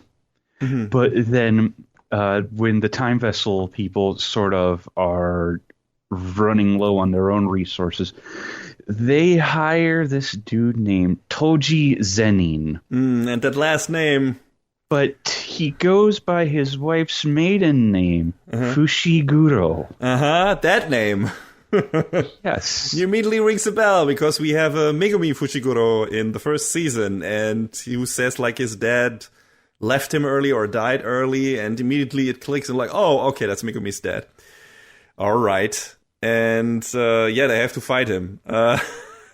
Like our two main guys. And Toji is no pushover. Absolutely not.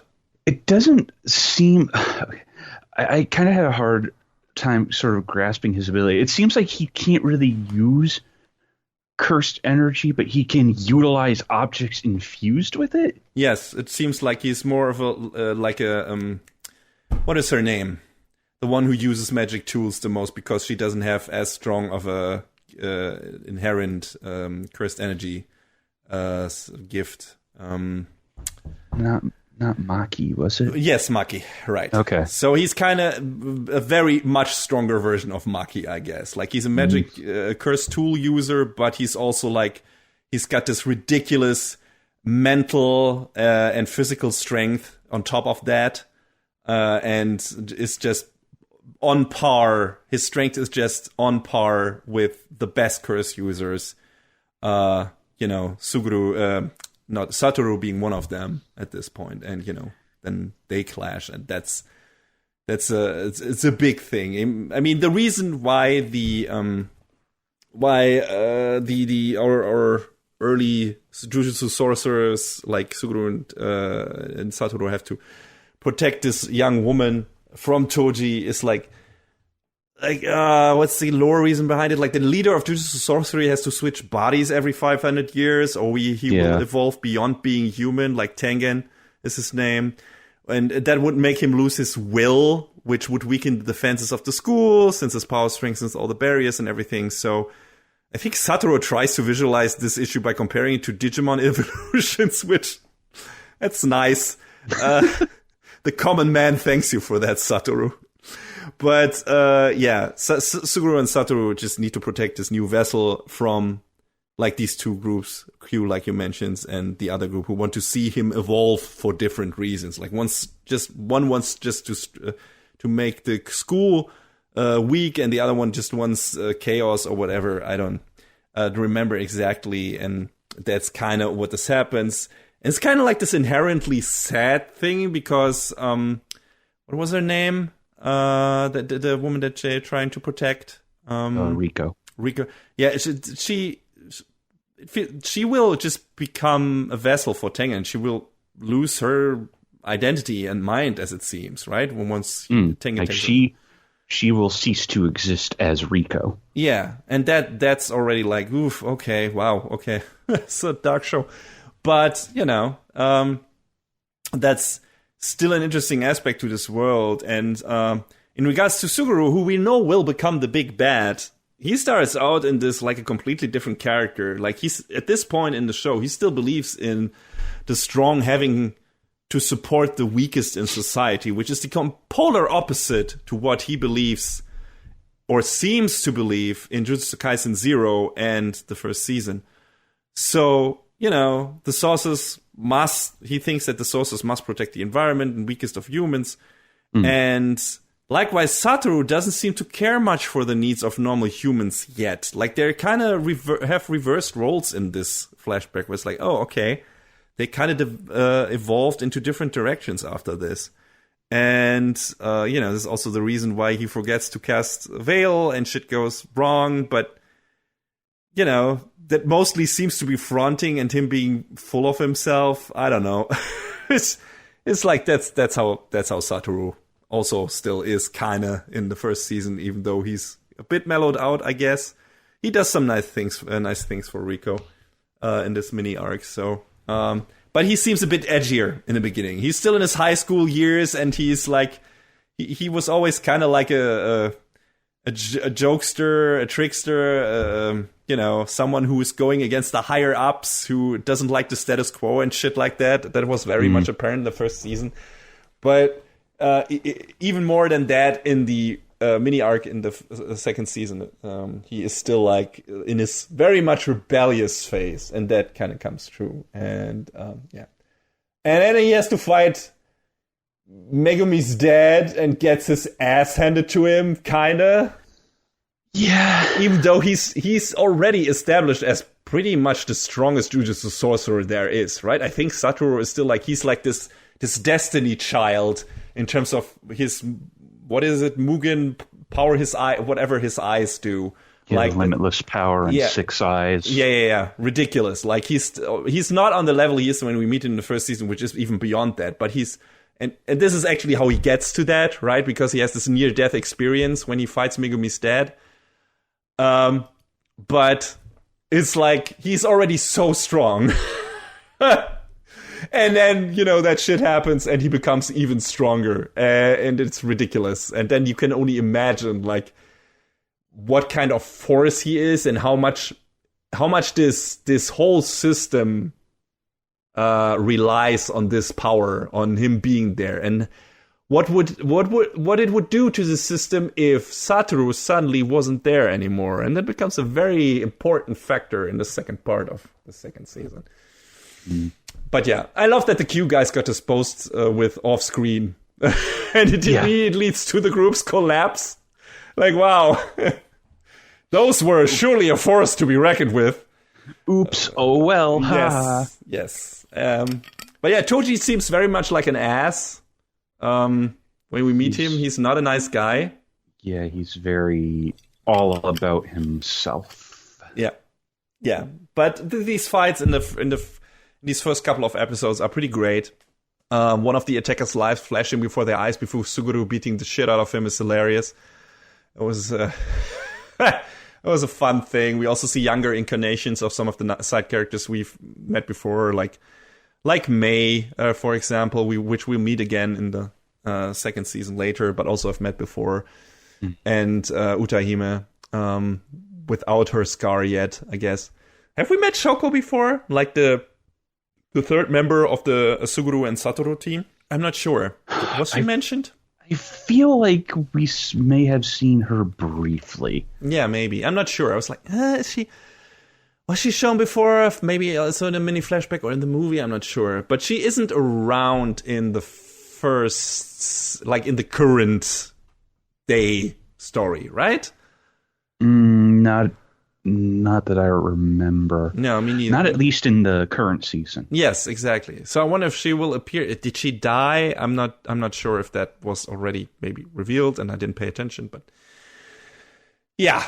So I'm interested to see because she seemed to be like the mediator a bit also between Satoru and Suguru, which, were always like taking jabs at each other, and she was like the bystander a bit, but also kind of, you guys are funny or whatever. So yeah, we get that fight. We meet also young Nanami, one of our favorite characters, in both seasons of this. And his young version, as his old version, is a total mood. I would have never recognized him without his glasses. Like, he looks completely different. Yeah, he does. Yeah, but it's fun. He's always fun. And then we get, after Toji... No, then we, like I said, we get the fight between Satoru and Toji. Doesn't have as much cool moving 3D environment stuff as I was used to from the first season of Jujutsu Kaisen. I don't know, maybe that's more Somu Park's thing. And I feel like we get more of that later on. But in the beginning of the show, it's like, oh, yeah, it's noticeable that this is a different director. And we got a couple of different animation directors in this as well, I think. Mm-hmm. So it's like, okay, this is a bit different. They're putting the focus on other stuff, I guess. But I still like it. But later in the season, there was still like, this shit got so ridiculous again. So it's like, okay, maybe I got the wrong impression here in the beginning, whatever. Regardless, it's an amazing battle that we have here. And did we not know that Satoru would survive this? The ending of the confrontation would have been a real what the fuck moment, considering how much they already built up Satoru in this as this force. And then he just gets cut the heck up by Toji, and then don't worry about me. Yeah. So he will return, and then we have Riku gets killed before she can become Tengen's vassal, which would have been which is sad, but we barely spend any time with her, so it's not as emotionally resonant as if we had gotten to know her better. And there's a scene later in this show that hit much harder for me. Of course, yeah, I mean. Spend more time with that character. We'd only been with her 4 episodes up to that point. 3.5, yeah, something like that. It wasn't much. But they were already plotting at that point. Suguru is like, "Hey, what if we just get away from this and run away?" Mm-hmm. And I think because they had he and Satoru had kind of wordlessly agreed on that being a possible thing to do, but then Toji comes in and does his thing, and it's like, well, guess not. Yeah, this already highlights the trajectory that Suguru is destined to go into, right, to reach the point where he is in Jujutsu Kaisen 0. That gets more elaborated on. But, you know, you also get the setup, which I don't think we were aware of before, like how his power actually works. We knew that he was just a cursed spirit user, right? That he could keep in his body or whatever, and could just pull from his, like, almost a limitless library of cursed spirit that he accumulated over the years. But we weren't really sure, like, what that means, that what effect that would have. And he actually has to consume these cursed spirits. And what that does to him is he literally ingests the full brunt of human ugliness over and over again. Because that's what curses are. They're the manifestation of that. So he gets bombarded. Every time he has to ingest a new spirit and adds it to his arsenal, he has to deal with this overwhelming feeling of hatred and disgust and all of it. Like all the worst things humanity has to offer. And you can imagine that wearing you down over time. Yeah, just a bit. Yeah. So it's a very important part. And it's like a mechanic part, right? It's like basically like explaining how his powers work, but it's also a great little bit of character building because it explains why he is so susceptible to what happens to or what sways him later on in his story, or where what trajectory he takes, like I said. So it's totally, he becomes a much more understandable character. It's like, how did he end up there? How did he start here and how did he end up there? Oh, no, I get it. Like, he has to deal with a lot of shit. That doesn't excuse what he's doing later on. Absolutely not. Mm-mm. But I now can see how he got there. And it makes total sense to me. And that's always good. If a show is able to make you understand its villains and humanizes them to a certain degree without excusing their actions. And it's like, no. You see how he got there, and you see why you see the building blocks of his downfall and his corruption. So that's good. I really enjoyed that. I thought that was a great little bit. And I love Suguru's simple, oh yeah, die reaction to Toji telling him he killed Satoru. It was a great way to end that particular episode. Maybe also because he didn't believe it. Like, it's like, yeah, you killed Satoru. Right, I believe it when I see it. Now die. I'm not sure, but it was like, even if he believed it, like immediately just going, yeah, I'm just gonna kill you then instead. And you killed him? Yeah, okay, dude, sure. Yeah. And yeah, like we established, Toji can't use curse techniques, but he has an array of cursed weapons and tools he can pull from a living curse that he keeps either inside his stomach or wrapped around his neck, which is a bit icky, but I guess it works for him. And yeah, then we see Satoru awaken fully for the first time, and it's kind of downright scary, and Toji never stood a chance. Like, he gets completely, like, does he get disintegrated, or does he just get a giant hole blown into his body? I don't remember. Or just half of his body blown apart by a giant energy blast. Something like that. Yeah, he just kind of gets blasted in half, and it's like, oh, well, okay, dude, sure. I guess you're done for. Yeah. But also, kind of, Satoru was almost on the verge of going on a rampage, right? Like, he would probably have killed all the common believers of the Star Religion thing if Suguru hadn't interfered. Which, okay. Still, like I said, it is uncontrollable phase. So, but yeah, and this short arc was called Hidden Inventory, I guess. Mm-hmm. And then we get another hidden Inventory and Premature Death. Yes, Premature Death, I think, is the next one. That is, I think, now the one where we go more into Suguru's corruption and how he becomes the actual dominant villain of the show. Or does he? Small time skip, I guess. And then we have like kind of different constellation, like due to Satoru becoming better at using his enormous powers, like he gets sent on more and more solo missions. And Shoko is not really a field agent, so Suguru gets sent on more and more solo missions as well. And that's an issue because, literally having to eat shit every day becomes a lot less bearable when you are all alone and don't have your friends around to ease your pain. And he becomes more depressed, agitated, and keeps on wondering who he is doing this for. And he can't see a real end to this marathon game, as he calls it, aside from more bodies of his colleagues piling up and eventually him dying as well. So he's a deep, deep depression. And then he runs into the special grade sorcerer Yuki Tsukumo, who tells him that there are two possible ways to rid society of curses entirely.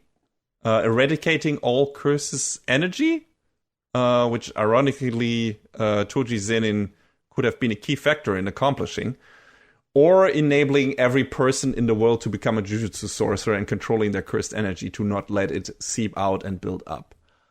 Keep that in mind for later developments in the show. But she tells that to exactly the wrong person. Because that gives Suguru the idea, hey, if one would kill all the non-sorcerers, cursed energy wouldn't be a problem anymore. Right. Sensible. Mm-hmm. So, and the final nail in the coffin comes with a mission where some villagers abused and imprisoned two little girls who they decided are responsible for the curses plaguing their village. And if you pay attention to Jujutsu Kaisen 0, you know that these two girls will join Suguru's bad guy squad. Anyhow, this witch hunt pisses Suguru off so much that it drives him over the edge, and he decides that the monkeys, as he calls them, are not worth protecting anymore. So he kills 112 people from that village and is subsequently sentenced to death by Jujutsu leadership. Suguru even kills his parents and becomes the head of the Soul Star Society. So, yeah, I felt like Suguru becoming this mix of Apocalypse and Magneto in this universe is neat, but I wouldn't have minded to witness a slower descent into madness. The death of Rico aside, which surely was one of the triggers, most of it happens in one episode. So it feels less like a slow, understandable progression of someone losing his grasp on reality by going through a lot of shit, and more like someone suddenly flipping a switch. You can still understand it, because like I said, you get the idea where it's like, no, he has to eat cursed shit every day and he has to deal with all of that, but actually, we don't actually get to see that put on screen as much as we could have. Like, in general, it would have been nicer if we maybe spend some more anime-only time with these characters. Not only with Suguru and Satoru, but also with Riko, to make her death more meaningful and stuff like that. I get that they wanted to end up at a certain point at the end of the season, story-wise, in the current time. So, I get it. But still, it's like maybe they could have done like a separate 13-episode season that just deals with the prequel stuff. And then we get like half of this 13-episode season is like the stuff with Riko, with a couple of anime-only stuff sprinkled in between. And then, we spend enough time with her so that her death feels more meaningful and sad. And then we get the other half where we have like this, like 6 episodes or something of a couple of missions with Satoru and Suguru growing apart and losing touch with each other because they have to go on solo missions, and each of them have experience shit. But Satoru kind of rises up and becomes more powerful, more confident, and happy, quote unquote, with his role in Jujutsu society. And Suguru becomes more and more depressed. And you could have done like this nice side by side development thing where they like move further and further apart from each other. And it would have felt like made this turn by Geto, even though we already knew that it was coming, right? That Suguru was going there. It would have made it even better, like made it would have felt it more impactful and more like an understandable and like this inevitable progression than more than like, hey, we turn a switch here now, and now he's the ultimate evil. I wonder how it was paced in the manga. Yeah, me too. I would have imagined it probably even faster than that. I can imagine they're just dedicating like one chapter to this or something. And I doubt... I don't know if the anime cut anything from that. I could see that too. But I feel like... a couple of filler episodes, filler quote unquote, would have gone a long way here. Like Suguru, with us firsthand experiencing more of the shitty sides of humanity, would have made this feel more cohesive.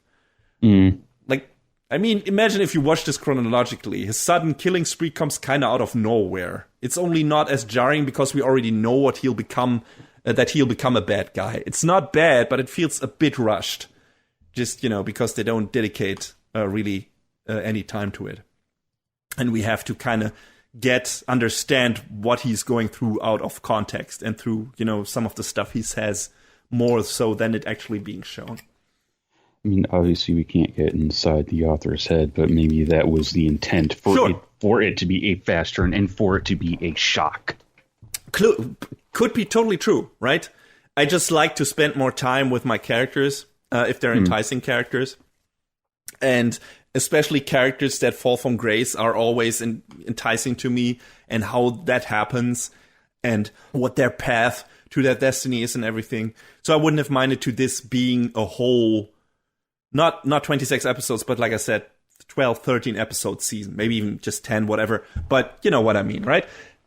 They could have done that. They could have done a small interject season, call it just Jujutsu Kaisen, hidden inventory and premature death, and make this like season 1.5 or whatever.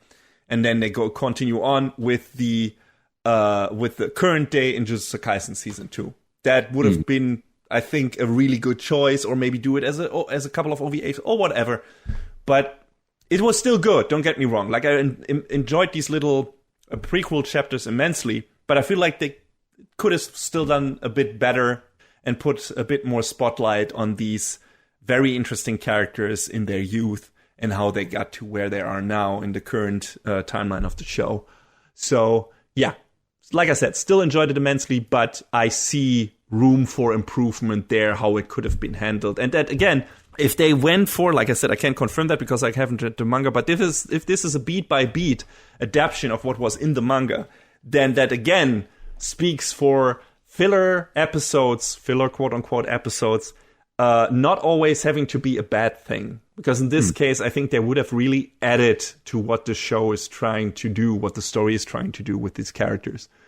Because if we've seen more of, especially more of the second half of it with Suguru and Satoru growing apart and, Suguru's slow descent into madness, that would have gone a long way to humanizing that character more and making it more interesting. It's making also what happens to him in Jujutsu Kaisen 0 and what is revealed about him in this, this latter part of the second season, much more harsh and sad and substantial and everything. Because, he started out like this really idealistic, good guy. Even more so than Satoru, like I said, he was the good guy. Suguru was the real good guy, idealistic good guy in the beginning, right? So everyone has to strong people have to protect the weak. That's how it's supposed to be. And then going into the complete opposite because of what he went through. Like, that is an interesting journey. That's what I like to see.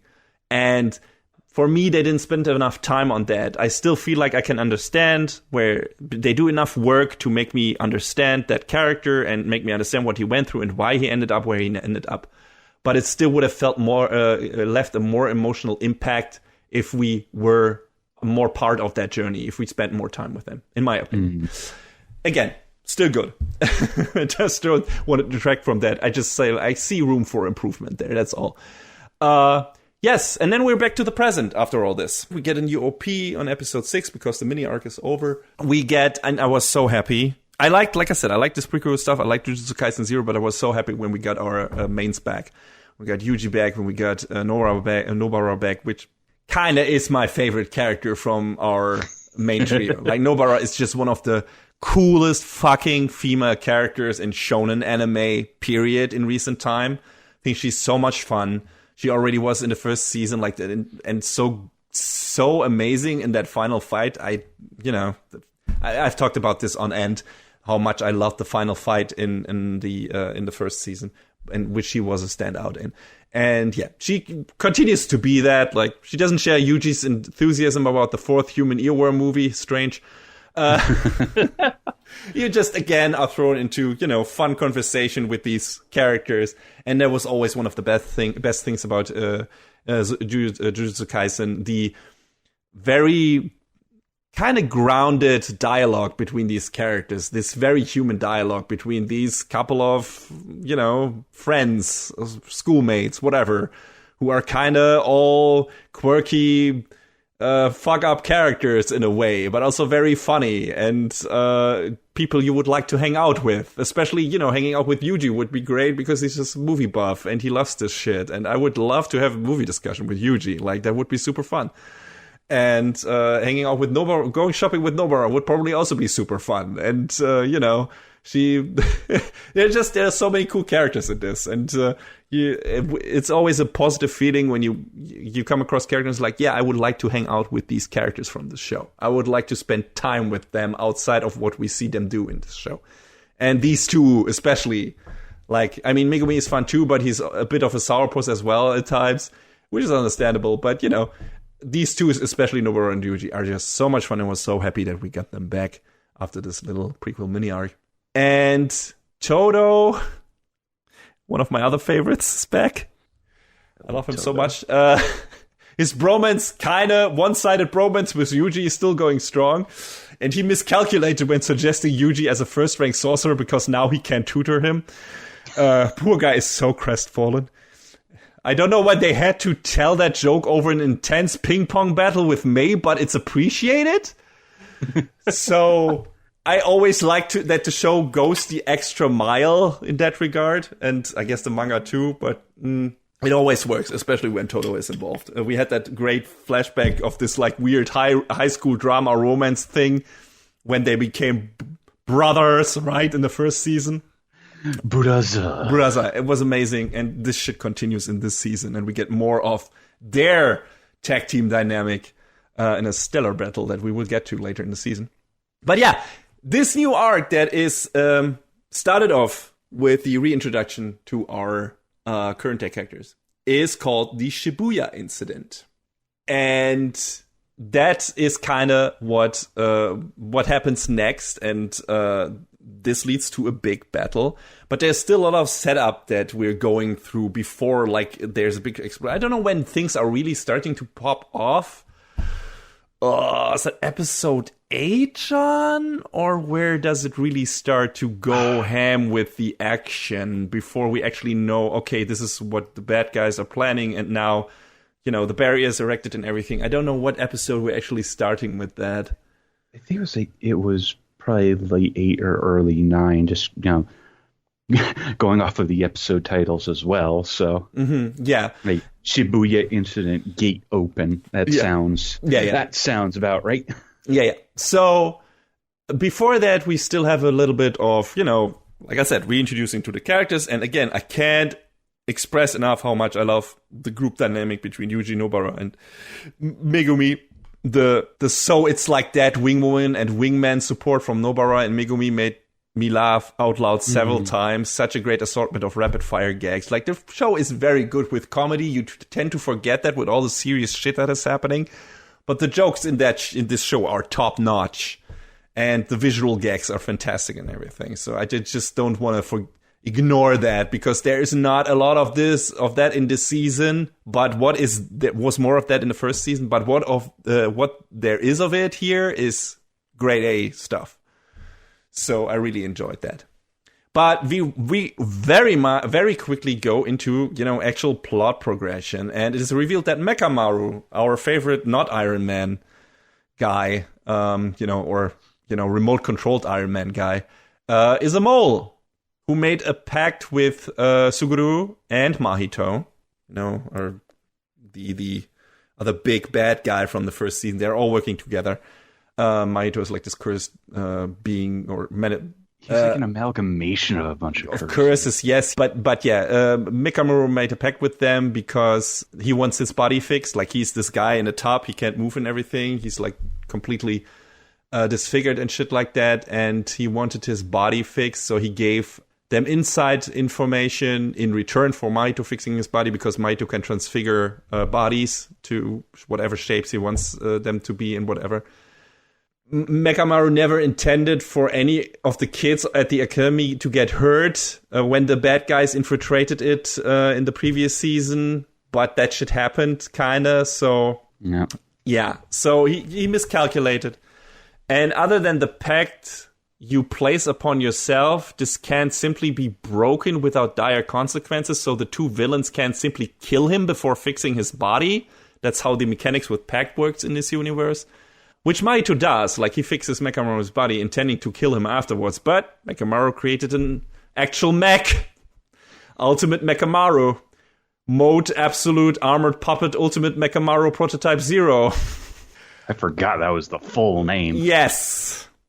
Definitely some Evangelion and Gurren Lagann influences going on with the mech being connected to a cable and everything, the color scheme on the first activation, the drill stuff, and some of the action scenes. So that was cool. It's a cool fight in general, but it's a foregone conclusion. Mahito is only playing around, just as like he always does. But at least Mechamaru got to give him one hell of a finger before he dies.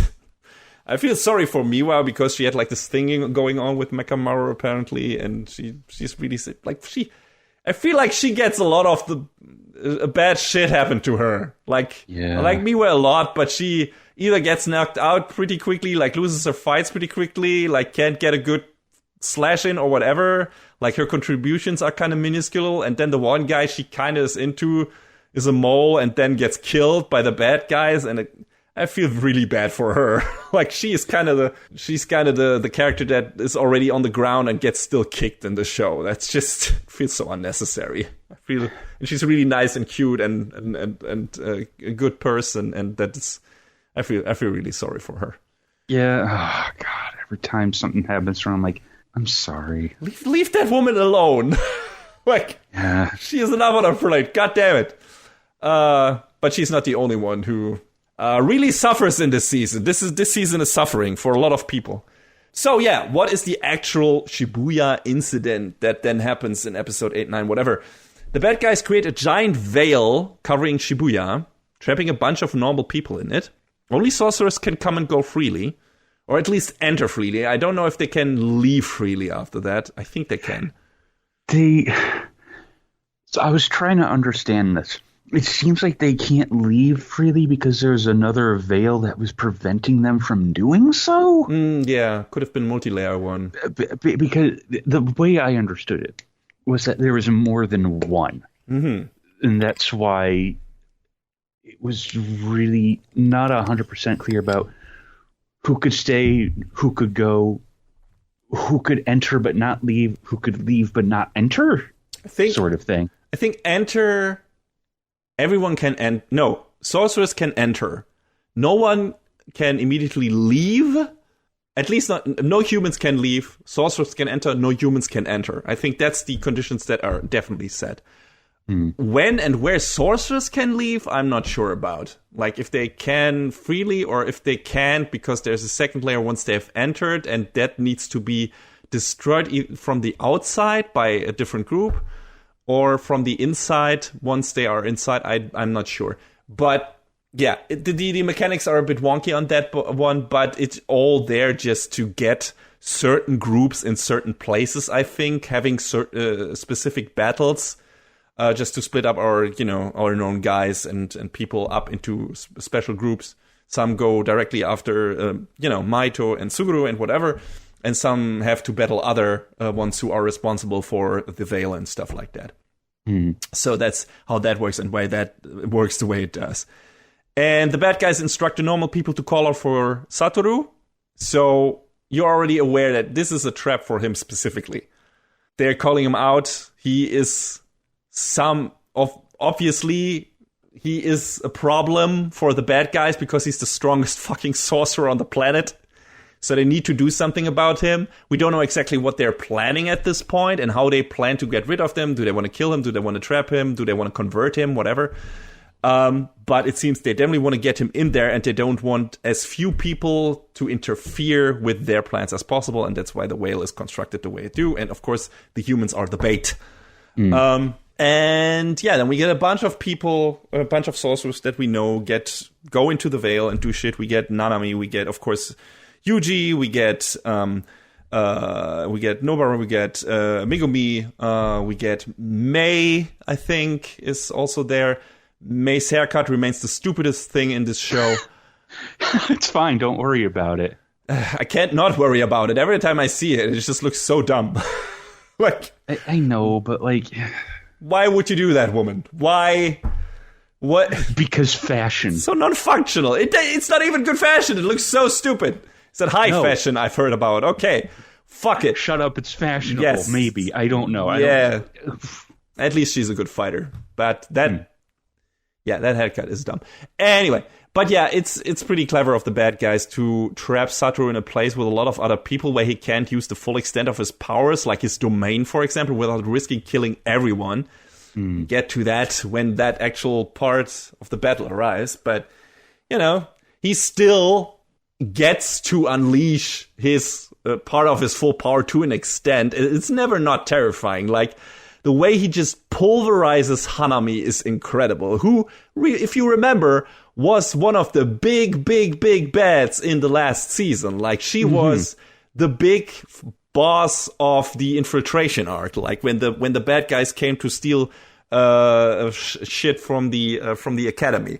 And, Todo and Yuji had, because Satoru couldn't be there, because he was kept out by the veil that was erected there, they were the ones who had to fight there, and they had their work cut out for them.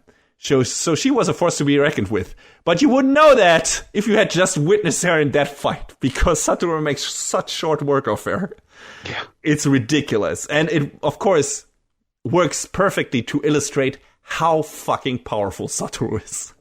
We knew that beforehand, but it's always nice and terrifying to see that illustrated like that, where it's like, no, he just pulls out her fucking whatever antlers and just rips her apart, and she is donezo. And your reminder. yes, your reminder, Satoru is the GOAT.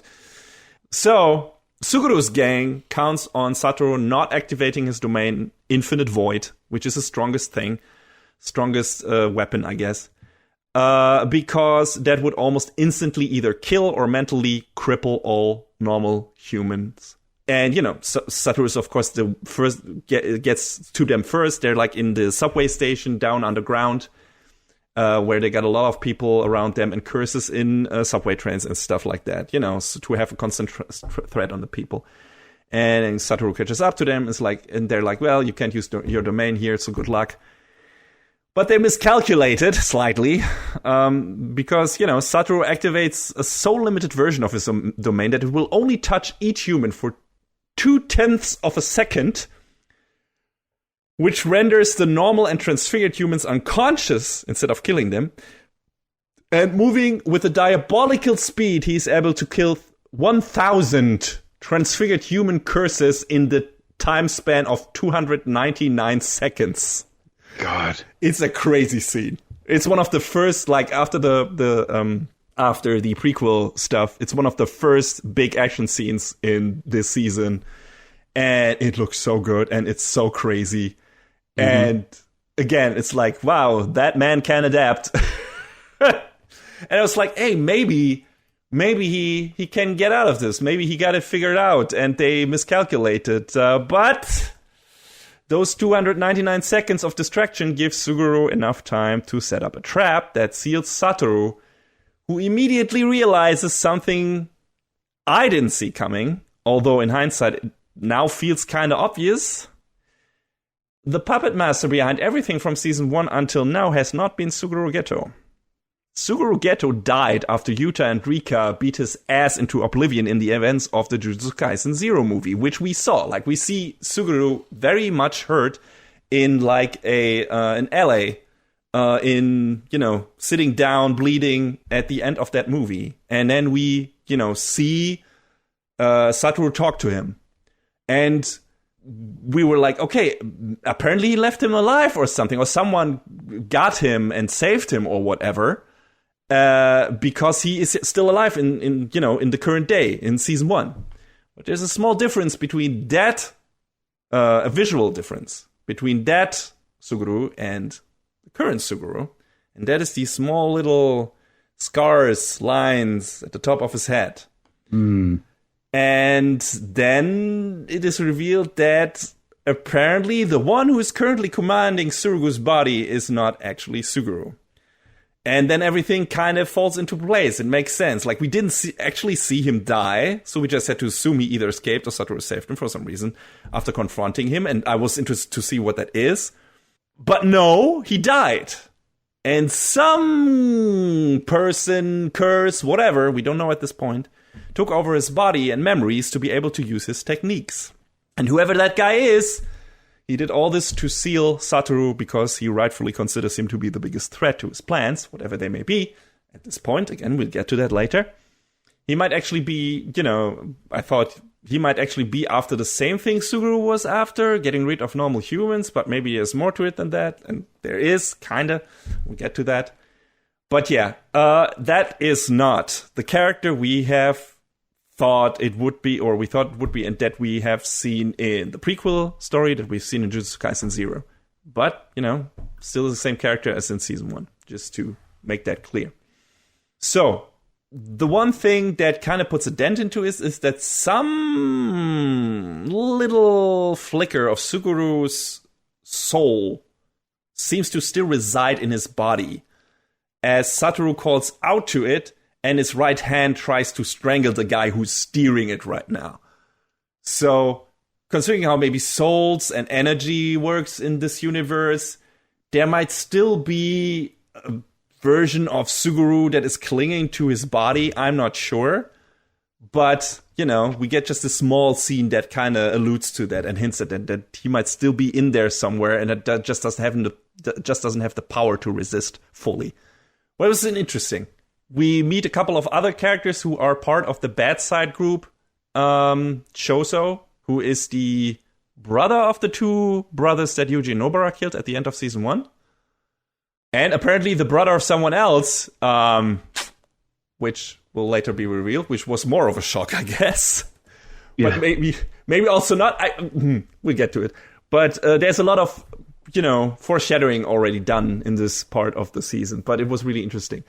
But, of course, Yuji is also approaching and everything, and Mahito still has, an interest in Yuji, or everyone does, because Yuji kind of is the host body to an extent of Suguna, so they also need him for something, and they want his power, so he factors into all of this as well, not just Satoru, and capturing him. But Satoru is sealed now, and Mahito proposes to race to reach Yuji, and depending on who reaches him first, awaken Sukuna or kill Yuji. It's like everything is a game to Mahito. So it's that's what happens next. And the show emphasizes multiple times that Satoru is so powerful. If he is taken out of the game, not even killed, but just removed from the power dynamics somewhat permanently, the whole Sorcerer Society would be thrown into chaos, because a lot of the internal politics also hinge on him being around and to do what he does. So, we already get, again, a little foreshadowing to what will happen at the end of the season. Because chaos is coming, people. But yeah, we're still in the phase where everyone is, trying to get to the bad guys. And I don't know if it's clear at this point already to the other people that Satoru has been sealed. Yeah, I don't think that's apparent to them for like a long while after. Yeah. So they're still trying to get to the bad guys just for their own reason and to, take them out and save all the people there. The two siblings who Suguru saved and who we've also seen in the movie only hang out around fake Suguru because they want real Suguru's body back, I guess. So everyone in this group kind of has their own agenda still. But they seem to be the more, the one with the more focused one. I think everyone else is just hanging out with fake Suguru because it kind of aligns with what they're trying to do. Although maybe there might also be too much in the dark to notice, and that becomes kind of evident at the end of the season when fake Suguru reveals his true intentions. But right now they seem like this tight-knit group mostly, aside from these two girl characters, because they know that is not the real Suguru, and they are dedicated to the real version of that and want his body back. And maybe revive him, I don't know, because they know there's still a part of his soul residing in there. Yuji and Megumi fight some curse users protecting the veil so that other sorcerers or whatever helpers can get in. And one of them is Soda Popinski. He's quite sturdy, even when Megumi drops a goddamn elephant on his head. But they soon figure out how his technique works and take him down. It's a kick-ass fight, though. We liked it. Great choreography, great editing, great direction, tracking shots, everything looks good. Who else is with them? Who's the third guy? Inojin? No, what is this guy's name with the headband or whatever? Oh, God, you had to ask. Ino. I think it's just Ino. He fights the grandma and Mohawk guy, and he's like also again kind of an objects user. Like he can summon various objects and elements by hiding his face under a mask, which is a weird power, but interesting. And he throws a homing spike at them and can use water to glide around. It's just visually very cool. Like, again, the choreography and action direction in these two fights is sick. Like, they do so much cool visual stuff with how the powers of these characters work, and especially Ino's powers, because they're so weird and out there, and I like that. So even though this is just a little side fight, right, with some random people, kind of, it's super fun. Things get more problematic when the grandma, who is a medium, and seems to imbue a cursed object with the spirit of Toji, Megumi's dad. Yay! Guess who's back? Guess who's back? Which her grandson then swallows and becomes Toji's host body, who probably beats the shit out of Ino. But, they miscalculated a bit. Because he proves way too strong to control. Apparently his body, not his soul, his body is so powerful that it overwhelms the soul of the grandma curse user put it into it. Like, damn. Like, that's ridiculous. Not even a soul or anything, although that part of that might also reside in his body, who knows. But he is so fucking strong that he just overwrites that fucking curse, like that technique of the grandma. It's ridiculous. It's like, goddamn, could you be any more of a badass? And he will become in the coming scene, but whatever. At the same time, we have Nobara and Nita, who have to fight that weird sword curse user guy from season 1, who is really annoying. Ichiji gets stabbed by that dude as well. And, Nobara and Nita just get clobbered by the sword guy. And there is like this killer X-ray shot of Nobara getting hit with an almost KO punch by the sword. It's really gruesome. And then Nanami enters the conversation. He's so fucking cool. Always great to hear Kenjiro Tsuda being to go into full menace voice mode, which he does in this season, in this scene, and I like it.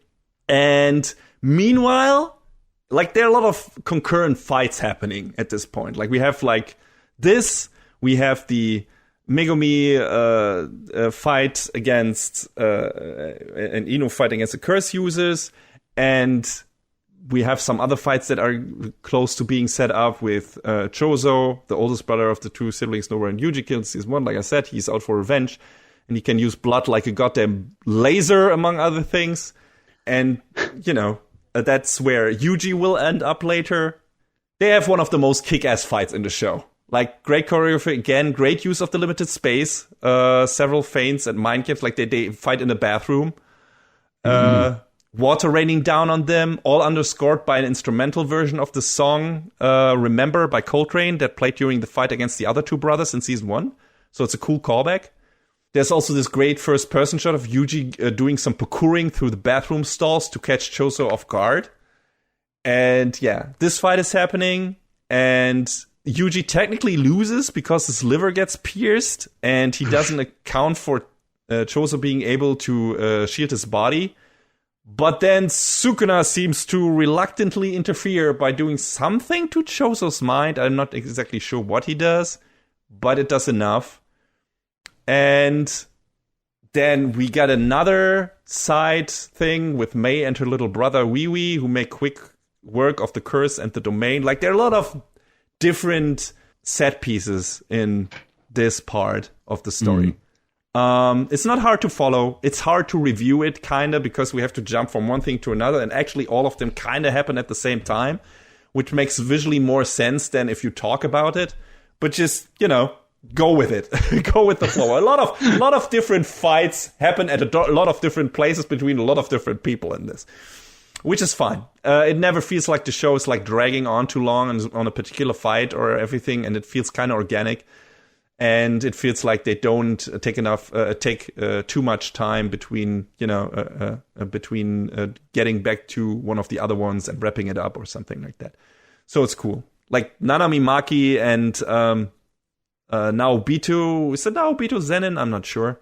Yes. Fight like the weird sea creature curse that was always hanging out with Suguru, Jogo, Hanami, and Maito. And it turns out to be fucking Dagon, H.P. Lovecraft shit, or at least a riff on it. That's why he was a fucking octopus thing, and now he's like this weird tentacle god thing, a Cthulhu shit. I didn't put that together before you said that. Yeah, absolutely. That's why he is like that. And I love that now Obito is not only ranting about what a literal curse the default setting of motion smoothing on modern TVs is, but also that his power is literally hacking the animation frames of his opponents, which makes him much faster than them. That's some great-ass fourth wall breaking for you. I have your frame data. Yeah, I love some of the weirder powers in this show. They're really cool. Like the really imaginative shit, like the Ino stuff and Naobito stuff. I really popped for that. I thought it was great shit. The three get pulled into Dagon's domain, and we finally learn where that sunny beach was that the bad guys always hang out at the entire time, like in interspersed scenes, or when they talk to each other, they were always like in this beach setting. Like, what is this? Oh, you're right. I didn't put that together. Yeah, that's Dagon's domain. And it was like, oh, okay. And that's what when I talked about the production side of stuff, that's the part where it's like, this looks weird, because compared to what we get in, the rest of the Shibuya arc, which is very dark and very grounded, because we're inside a lot of buildings and whatever on streets, and it's the night and shit like that. And then we get into this high pastel color beach scenario, and it looks so different. And I'm like, whoa, okay, I have to get used to that, used to this. And but animation is still good. Not maybe in some parts not as good as in other episodes, but it just looks so different that it sticks out. And maybe that's where some people are like, "Whoa, okay." Ugh. I don't know if that looks really good, but it's all right in my opinion. It's not the best fight, also in terms of what is happening and choreography and everything, but it's still fun. Megumi almost succeeds to get them free. But instead, his dad enters through their intended exit. Whoops. It's good that the show already established Toji as an absolute monster in the flashback arc. Otherwise, his overwhelming annihilation of Dagon would have probably felt too much like a Deus Ex Machina thing. But once he enters through the portal and picks Dagon as his target, we know what's coming. The problem is when the others get out of the domain, Jugo is waiting there. And was easy to forget how strong Jugo is, since we only ever saw him go full ham against Satoru, who is not really a baseline metric for sorcerer power. And yeah, then they have to clash, and shit becomes very problematic quickly. We don't see the outcome of that directly, but we know, that's not good. And yeah, say things get dire is an understatement. Yes. And then we switch over to the bad guy's side again, or the only bad guy's side again, with Suguru's groupies, who find out firsthand that you don't make demands of Sukuna, which they're trying to do. They're want to annihilate everyone who is like there, or kind of like the guy who abuses Suguru's body in their eyes. And Sukuna is not. He ain't working that way, sisters. Not his thing. Completely destroys them very quickly, as is his thing. And the quick match between Megumi and Toji that is following, them leaving Dagon's domain and Dagon be destroyed and whatever, happens after this. Like, again, we're just talking about battles here that happen very quickly, one after another, and shifting character constellation, stuff like that. And one of the next standout matches is Megumi fighting his dad without knowing that it's his dad. And that shit is stuffed to the brim with cool shit. one-arm quick parries, flying trucks, kung fu rabbits, rabbit nunchucks, exploding rabbits. It has it all. It's like one of the... all of the rabbits. All of the rabbits. It's like one of the standout fights in terms of choreography again, and what is put on screen and the sheer ridiculousness of it. I love it. And once Toji realizes that he is fighting Megumi, he kills his host buddy? Yeah, because when he asks for his name, Megumi says Fushiguro, and it seems like Toji's like, he's satisfied that his son kept his name. Yes, and that he became so strong. Yeah. I would assume. Sadly, Swordfucker is still alive, and I think like stabs Megumi, or is intends to stab him. I'm not sure at this point. Yeah, like I mean, that scene is sort of weirdly bittersweet. You know what I mean? Yeah, absolutely. Like especially since Megumi doesn't apparently realize to the end that was his dad. Mm. So I would have liked to have like maybe a conversation between the two. Just that would have like this is like the weirdest outcome, like the grandma picking specifically that body because it was super strong but miscalculating, and then Toji being able to actually, reuse his body or whatever, and then actually being able to face his son. I would have expected to come more to come of that, where it's like, hey son, hey dad, we have never talked to each other, I guess, or not much after a while, so this is a nice opportunity. But no, we didn't get that. I know maybe we will get that in the future, because Toji could still become reincarnated in another host body. We'll see. He might not be completely out of the picture yet. True. Suguru, who's not Suguru, we'll reveal his real name later on. Maybe his real name. That is also not clear yet. But he might make use of him at some point. Whatever. We'll see. And then we witness a battle between two gods. Yeah. The fight That's putting it lightly. Yeah, the fight between Jogo and Sukuna is simply insane. This is probably the biggest scale battle in the show since Jogo and Satoru squared off. Favorite moments were probably where Jogo just grabs two skyscrapers and attempts to squash Sukuna between them. Also, Sukuna taunting the other sorcerers by telling them not to move out of the way, or a giant flaming meteor until he allows it. Yeah. Yeah, ridiculous shit. Like who's it? It's Panda, and I can't remember the other guy's name, but they're just like, they're stopped dead in their tracks. Like, oh. The other guy is fun too. I always forget his name as well, but he's kind of like this, I don't want to deal with this shit just in general. Like, he's a very reluctant sorcerer guy, even more so than Nanami, I guess. In a different way, he seems to be more like a dipshit in that regard. But he's funny, at least, and that part especially. But of course, Sukuna is the ultimate, aside from the fake Suguru guy, Sukuna is the ultimate final boss. So of course he takes out Jogo. He has to work for it a bit, but not too much. And we get this nice scene with, flashback scene with Jogo, Hanami, and Dagon, which I always like the series showing our main cursed spirits as this tight-knit, friendly group of companions, rather than just evil assholes who were all in it for their own individual gains. And at least that group, like Jogo, Hanami, Dagon, and even Maito to an extent, I guess, though he was more the chaotic evil side of things. But these three cursed spirits always felt like this tight-knit group who just wanted, like, kind of the best for their own kind, I guess. And I like that. No backstabby business, at least between them. We get to backstabby business later. And they seemed to have genuine affection for each other. I prefer that over the standard, haha, I actually had different plans, and now I stab you in the back, and all the bad guys, being shitty to each other and just treating each other like tools. And at least among these three, excluding fake Suguru and maybe Maito cannot really be figured into anything because he's just pure impulse. But these three felt like they were actually, friends and liked each other and meant something to each other. And it's like this bittersweet scene between them because they're all dead, right? And Jogo is kind of joining Hanami and Dagon, and there's this flashback scene to them, and like this little talk in his headspace, I guess, his mind space. And that was nice. Like, they were bad guys, but, you know, they still had kind of like some sympathetic feel, at least when you consider their connection among themselves and their relationship to each other. So I appreciated that. I thought that was neat.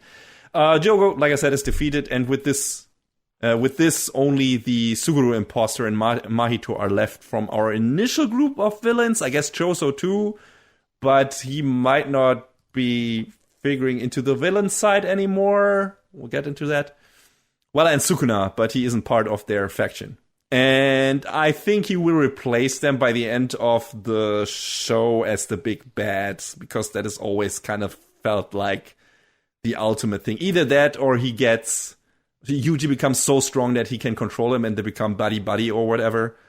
And he can control Sukuna's chaos or whatever and makes his strength his own and extinguishes his soul or whatever. That could also happen. We're not sure yet. So far, this hasn't happened. Quite the opposite, actually. Yeah. But yeah, this was probably the best looking episode up to that point in terms of fight animation in the second season so far, would you say? At least the spectacle was unmatched. Yeah, for sure. They're basically going around destroying the city to fight each other and, you know, taunting everyone else who gets in their way, of Sukuna especially. But, like, this whole sequence, oh, Jesus, dude. Ridiculous. Yeah, I was just floored and just pushed into my my sofa cushion, whatever, by just watching that. And it was the right mix too, like in terms of what was actually happening on screen, like a close quarter hand-to-hand choreography focused fight between father and son, and then these two special great monsters shaking the pillars of heaven.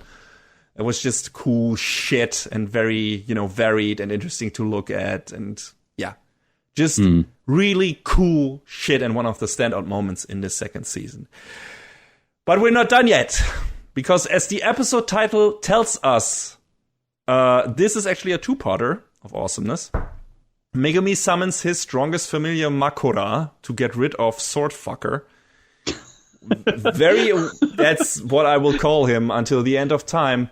It's not even worth addressing him by name. No, that little shit. Very aware that this will kill him as well, since Makura can't be subjugated. And as it was bound to happen, this leads to a mind-blowing battle between Makura and Sukuna. A Sakuga feast through and through. I wouldn't even know where to begin to describe the true visual insanity happening on screen in that episode, and that's where we get into the... Maybe some of the production problems reared their heads here. For me, it was just like, bombarded by visual nonsense, or not nonsense, just delight for me, and fucking expressionism, I guess. And I love that, but also maybe some of that missed some of its cohesiveness. For me, it was just simply incredible. While tracking shots, hand-to-hand combat, but also getting thrown through multiple buildings, throwing set buildings, throwing and kicking cars at each other, throwing planes. It's so wild. It's ridiculous. I loved it. I thought it was great, even though it's not necessarily between a character we can empathize with, because Makura is just this powerful thing that Megumi summons, but it doesn't have, like, it isn't imbued with Megumi's spirit or anything. It's just an obstacle for Sukuna that you can maybe wish to take down Sukuna, but we also know that would happen because Sukuna is just the biggest bad in this show. But yeah, again, Makura puts him to work, and it's just a big explosive fight.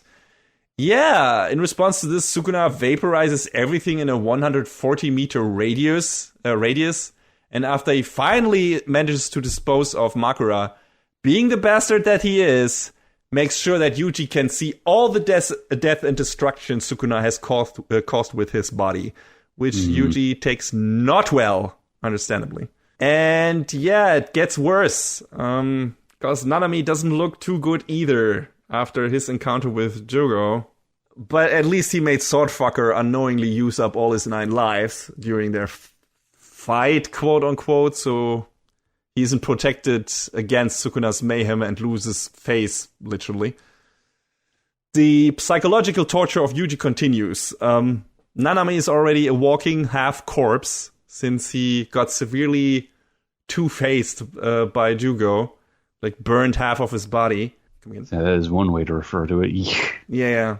But it's still an incredibly cruel scene when Mahito explodes him in front of Yuji's eyes. He was one of my favorite characters. Yeah, same. I really, really hated that because I loved that guy from season 1 onwards. I thought his attitude towards his job as a sorcerer was fantastic. And, you know, he was always fun when he was around. He was kicking ass every time. And he is such a cool visual, like this office guy. And then, with his necktie and everything and his glasses. And he's just kicking so much ass. I was sad to see him go. He was great. And he's also definitely not talking to Mahito when he says, "You're here." He's either talking to his vision of Haibara or to Yuji. I don't know. But Mahito interprets it the completely wrong way, as he tends to do, because he's a child. And that gutted me. For Yuji as well, right? He already had to deal with so much shit. Not being able to control Sukuna and witnessing the destruction at his hands, basically, at his own hands. And then this shit following right after that. But yeah, as a result from that, we get a great fight between Mahito and Yuji. Much more condensed than the previous God versus God fights, but nonetheless fantastic choreography and creative attacks. The Mahito fights are always very fun to look at because he can transform his body into so many weird shapes that it keeps the confrontation quite varied. And of course, it's always great to see that piece of shit getting the ever-loving crap beaten out of him. Mahito is such a sadistic dipshit that you are just clamoring for him to finally get his comeuppance. So every punch or kick in his face ought to be cherished and celebrated, which I did. And this fight gets another wrinkle because Mahito actually split into 2 halves earlier. And this other half is fighting Nobara. I expected this to be a miscalculation on his part, but it kind of isn't. Because Mahito switches places with his double without Nobara noticing, so he can touch and transfigure Nobara, who has let her guard down because she realized the double can't use that technique. And it works, and he touches her cheek and ostensibly kills her. Ostensibly. Wasn't buying it at that moment, and I was right. I think I wrote that in Discord when you and another character talked about it. It was like, man, this was a very sad moment and episode. It was like, not buying it yet. I mean, but in the moment, it's like, yes, absolutely. Considering what we've seen of Mahito, it's like, and they go the extra mile, right? We get a nice emotional flashback to Nobara's childhood with her friends Fumi and Saori. You know, apparently she was also good at Smash Bros. Who knew? And we also see a good explanation for why she was so intent on getting to live in the big city. Like, the show doesn't shy away from showing that small towns can be full of narrow-minded, shitty people. And the episode ends on Nobara apologizing to her friends in her mind and saying that she won't be able to meet them again. And we see part of her face exploding. Which, anime likes to do that, giving like flashback story before they kill off important characters. But also, not her whole head is exploding. It's just like the one part, like her eye and one side of her face. And we've seen that Jujutsu Kaisen is not afraid to scar and disfigure some of its female character, right? We know what Utahime has, like this really big scar on her face and everything. So it's like, we might get a cool eye patch Nobara in the future. So, who knows? I also was like, hey, maybe they killed her off. That would suck. And, I love that character too. She's my favorite next to Nanami and everything and Yuji. And I love the dynamic between the trio or quartet, which we see also as a flashback, them fooling around with Satoru's expensive shirt, having a good heart's love before a smash cut to Nobara's one-eyed corpse or ostensible corpse. But, I was like, I hope they don't do that. I don't think they will do that. It won't do that. But if they do, it especially sucks because Nobara was a pretty unique flavor of blunt and funny female character that you don't get in anime that much, especially in shonen anime. Instantly likable, witty, also a bit dumb at times, I guess. But, not dumb, but, just like Yuji's also dumb. Great dynamic with the rest of the gang. I was so happy to get her and the others back after the arc and the beginning of the season. Now, if she is gone forever, that would hurt. But again, I was like, don't buy it yet. can't just take that away. Yeah, you can't. You can't. I mean, you can, but you can't. Yeah. Great work on the facial animation on Yuji, though, when he loses all hope and conviction. You know, something he thought would get him through everything, because he's kind of like an optimistic guy and has a clear goal in mind and everything. But Nanami and ostensibly Nobara are dying, and Sukuna killing hundreds of people with Yuji's body. That's just too much. And Mahito tries to paint him and Yuji as equals in a gross way at this point. He's like, you save without a second thought, I kill without a second thought, so we were always destined to fight each other. And that really rubbed me the wrong way. It's like, what are you doing here? Shut the fuck up. Like, that is not that isn't even remotely the same thing. I get it. I was like, you were destined enemies, but don't put yourself like in any way on the same level as Yuji whatsoever. Just shut the fuck up. We're not so different, you and I. Yeah. And I don't think the killing without a second thought is as much of a distinct characteristic in this universe as Mahito wants it to be. Sure, he is more whim or instinct driven than other bad guys in this show, but you're not that special, buddy. Trust me.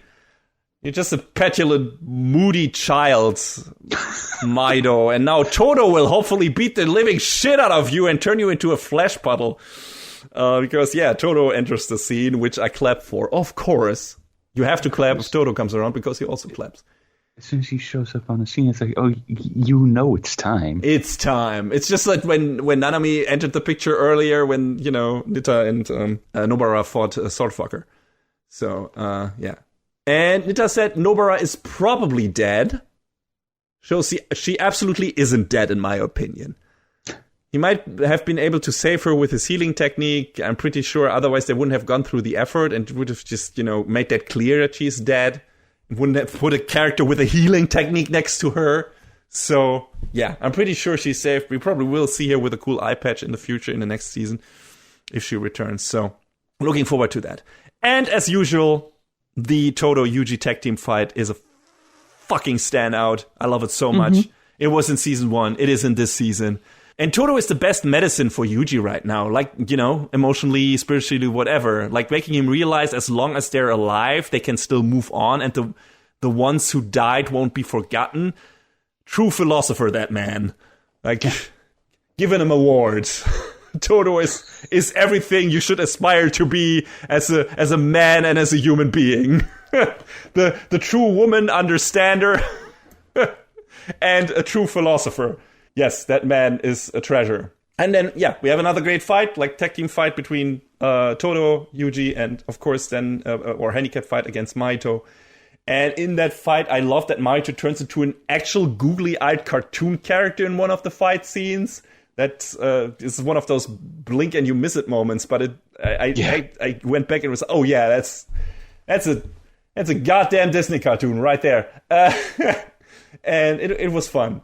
Interspersed with that, we get a sad little goodbye scene between Miwa and Mekamaru's ghost, technically, because he managed to put his consciousness into like these little machines that coordinate the mission, right?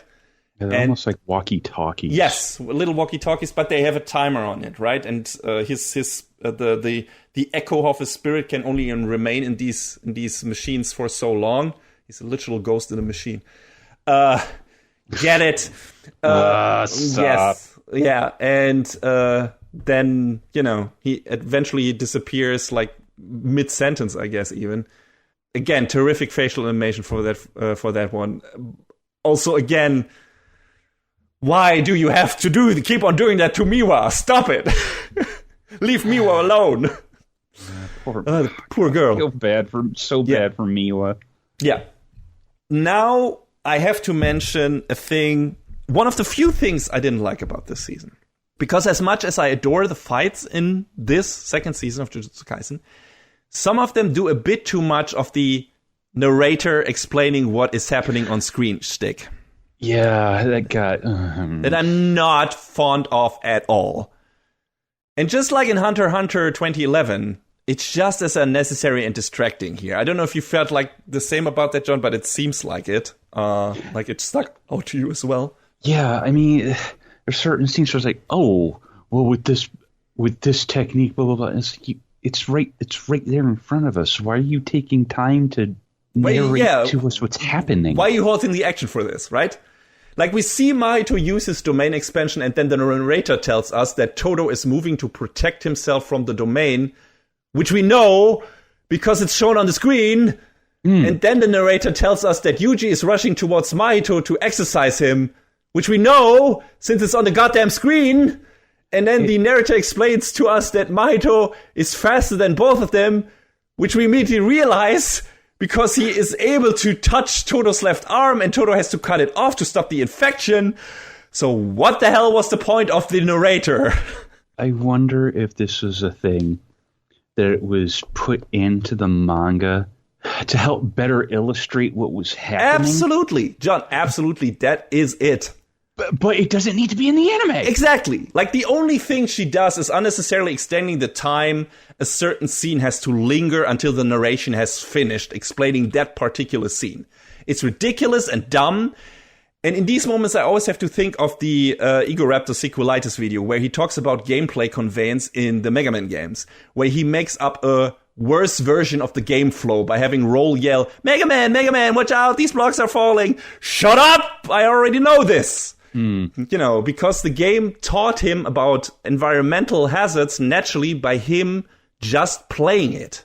And it's the same here, even though it's a different medium. The animators show me what is going on. So why do you slow down the action to explain that shit to me? Nobody needs that show and tell nonsense.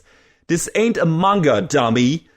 The animation speaks for itself. And if you want to be all anal about it, but CC, with animation alone, we wouldn't know why Mahito is faster than the other two, or why he can counter-attack. Nobody cares! That bitch is a fucking curse machine, shitting out new Play-Doh nightmare creatures every other second. He can do whatever the fuck he wants. Do you really care he was able to get one over on Todo and Yuji because he was able to combine two techniques since he had already activated Black Flash or whatever? Is that really more important than the flow, visual language, and dynamic progression of the fight scene? Then go read a book.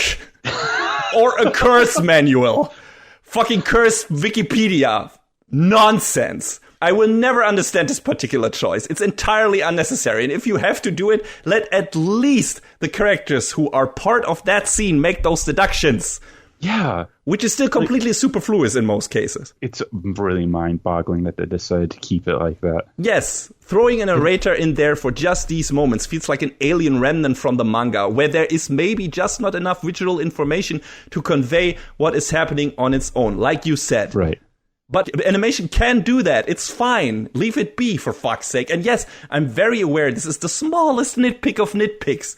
But I just don't get it, man. It takes away from the scene. Yes, exactly. Trust your animators to convey it and your audience to get it. It is so belittling to both your animators and your audience to put that shit in there. It's like, yeah, well, kids who watch this won't understand it otherwise. Like, no. I don't think kids should be watching this anyway because it's very violent. Yeah, true. But, you know, teenagers, right? This is, this show is geared as teenagers, maybe tweens, whatever. But, you know, they will get it. They will understand it. And the funniest thing is, apparently, they felt it necessary to explain the bullshit power mechanics of Mahito's domain, but we're okay with not explaining Todo manifesting a mind space version of his favorite idol to break from Mahito's spell and beat the shit out of him. That just happens, unchallenged. But that seems so good, though. Yes, of course, it totally works. Of course it does. Because we have learned enough about Todo to understand why it works. We probably wouldn't even have needed the small asterisk text in Todo's head to get what is going on here. And it would have been the same for the other parts of the battle. Drives me up the wall, John. Yeah, I know. It really put me off, too, when they did that. I was like, I hate to be treated like a stupid audience member, and I get it. Younger people watch this, but again, kids are not that dumb, and visual language goes a long way and does a lot to make you understand what is going on screen. And I think the animators do an exceptional job on conveying that on its own through animation. Never would we have needed that narrator. Never. Completely superfluous, and it actually detracts from the fight scene. Oh, well. Still loved it, though. Still loved it. What a fight. Taking that aside, it's an amazing fight. It's great. It's a great battle. It's a great action scene. It's amazing. It looks fantastic. But it would have been better without that bullshit. And that's all I'm saying here. Yeah. Actually adapt. Don't just copy-paste. And then Mahito becomes a generic cool demon because he unleashes his full power, finally reaches a stage in his development that he can become what he always wanted to be, and becomes a... Figures out the shape of his soul somehow. Yeah, and the shape of his soul is the shape of his soul is like this cool standard demon guy that you see in Bleach or something. I don't know. It's like, it's kind of neat, but also a bit lame. Again, though, love the fight. It's cool. It's totally not like a Guyver knockoff. Yeah, that too. Yeah. And yeah, then he finally gets the end he deserves in a way. Like, he becomes a quivering, whiny mess. I probably should feel sorry for him, but I really don't. Why? Yeah, the way they frame it, right, and everything. And he's still, like I said, he's still kind of a child. He's a very young, cursed spirit, right? But he's a sadist, and he's an asshole, and so fuck him. Whatever. Feel more sorry about Yuji, mentally resigning himself to a cog in the machine role. That is speech, though. Don't mind that. But yeah, now that Satoru is gone, Yuji will have no big shot in his corner to defend him, letting Sukuna take over and destroy most of Shibuya. And a lot of people will vote for his execution, which we already can guess at this point, but that comes pretty much confirmed at the end of the season. And then Suguru appears on the scene again. And we learn kinda who Suguru really is, or who is controlling his body. And apparently it's Noritoshi Kamo, who was also apparently maybe just a host body for whatever is controlling Suguru's body at this point. That is not really clear. But right now, the show makes it out to be that Noritoshi Kamo, who's like from this ancient family, and we have met a Noritoshi Kamo in already, the younger version of that, because, you know, that's a legacy name, and, you know, of course, you give, if the most powerful person in your family, you give your kids the same name, whatever, because you want them to be powerful too. Did they actually make a joke out of that when everyone was yelling Kamo Noritoshi? And, you know, the other guy, our Noritoshi Kamo we met in season 1 was like, me? What? Yeah. And I was literally saying, who? And that's why that reveal fell a bit flat for me. It was like, was he ever mentioned before this? I mean, the Kamo family was, obviously. But I don't think so. Yeah, like I said, we literally have another Noritoshi Kamo in the Kyoto group who also appear on the scene here. That's how we get that joke and everything. Who is probably named after the person from his family. That is interesting. Like, okay, but it's this out of nowhere character we've, I think, never heard about. It's like, okay, we have a history with Suguru and everything, and we know so much about him now. But who's this new guy? And do we care? And it's kind of fell a bit flat, and he's like this kind of very powerful guy from that family, and apparently he has his own goals and everything. But also maybe he isn't actually the one who controls this, and was also just previously another host body for whoever is now taking over, has taken over Suguru's body instead. That could be good. It means we might get a more interesting identity reveal down the road still of who is actually pulling the strings. Because, like I said, this one fell a bit flat for me. I was like, who? Who is that? But yeah, like I said, the Kyoto gang arrives together with Panda and Kusakabe. And Mahito actually attacks Noritoshi because I think he knew what would happen next. And that is that Noritoshi just absorbs Mahito because that's all he wanted. He wanted Mahito to fight enough so that he could evolve far enough to a stage where he could best use his power if he absorbed him with Suguru's power, which is absorbing curses, and then be able to use his transfiguration technique. That was apparently the entire plan of all of this. At the same time, before the final mechanics of that are revealed, we learned that Yuji is maybe Choso's brother. What is going on? Choso might be part of the Kamo bloodline, but also Yuji might be. And that's why they're maybe brothers, but also maybe that's imagination of Choso. They have not really made that clear yet. I didn't quite get that, John. Did you get how that came to be? Where it's like, no, that's my little brother. It's like, what? Wait, one moment. Like brother? Like with Todo, or literal brother? What is going on? I think it was like an imagining of his because of one of his powers. Yes, maybe because he gets in touch with his blood, but I wasn't sure. Maybe he meant that he's his actual brother, and he recognized that when he touched his blood or whatever. I'm not sure. I hope they elaborate on that in the coming season, because this also came out of nowhere. Like, there's a lot of kind of out of nowhere shit happening at the end of the season where it's like, huh? What? Wait, where are we going with this? What is going on? Yeah, it's not 100% clear, but I don't think they are directly blood related. Yeah, we'll see. Maybe that will get elaborated on in the third season. But it felt like, why is he suddenly your brother? Anyway, interesting. More interesting stuff happens. We expect this to go into like the full final battle against Noritoshi, but not really. Yeah, like Yuki Tsukumo arrives on the scene, who we have last seen in the prequel arc. You know, that one sorceress that kind of tells the wrong thing to Suguro at the wrong time, accidentally, I guess, without knowing what that would lead to. And she fills us in on some of the stuff that is happening outside of Shibuya. And we get an interesting little word-building detail, like the number of Jujutsu sorcerers outside of Japan is apparently very limited. This little factoid immediately adds a little geopolitical aspect to the whole show, which is kind of neat, which I wasn't aware of before. And yeah, then we finally get the reveal of what actually Noritoshi wanted, why he did all of this. Like, he always intended to absorb Mahito once, he turned, he basically sealed Satoru. That was one of the goals, because Satoru is the only one he thinks can make a dent in his plans, right? And the other thing was being able to push Mahito so far and evolve him so far through fights or whatever that he could, that he would mature enough so Noritoshi could absorb him and apply his power of idol transfiguration to a wide number of people across Japan, which he does, and thus creates around 1,000 more sorcerers, while also unleashing around 10 million cursed spirits.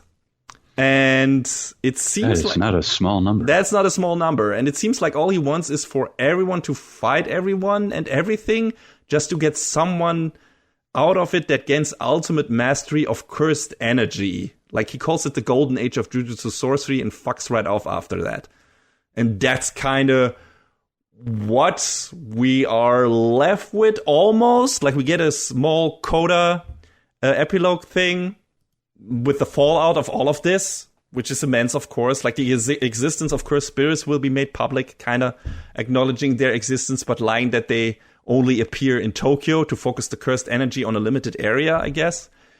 We also get the explosive return of Yuta from Jujutsu Kaisen 0, who saves a little girl, and Rika is still with him, apparently. I thought she passed on at the end of the movie.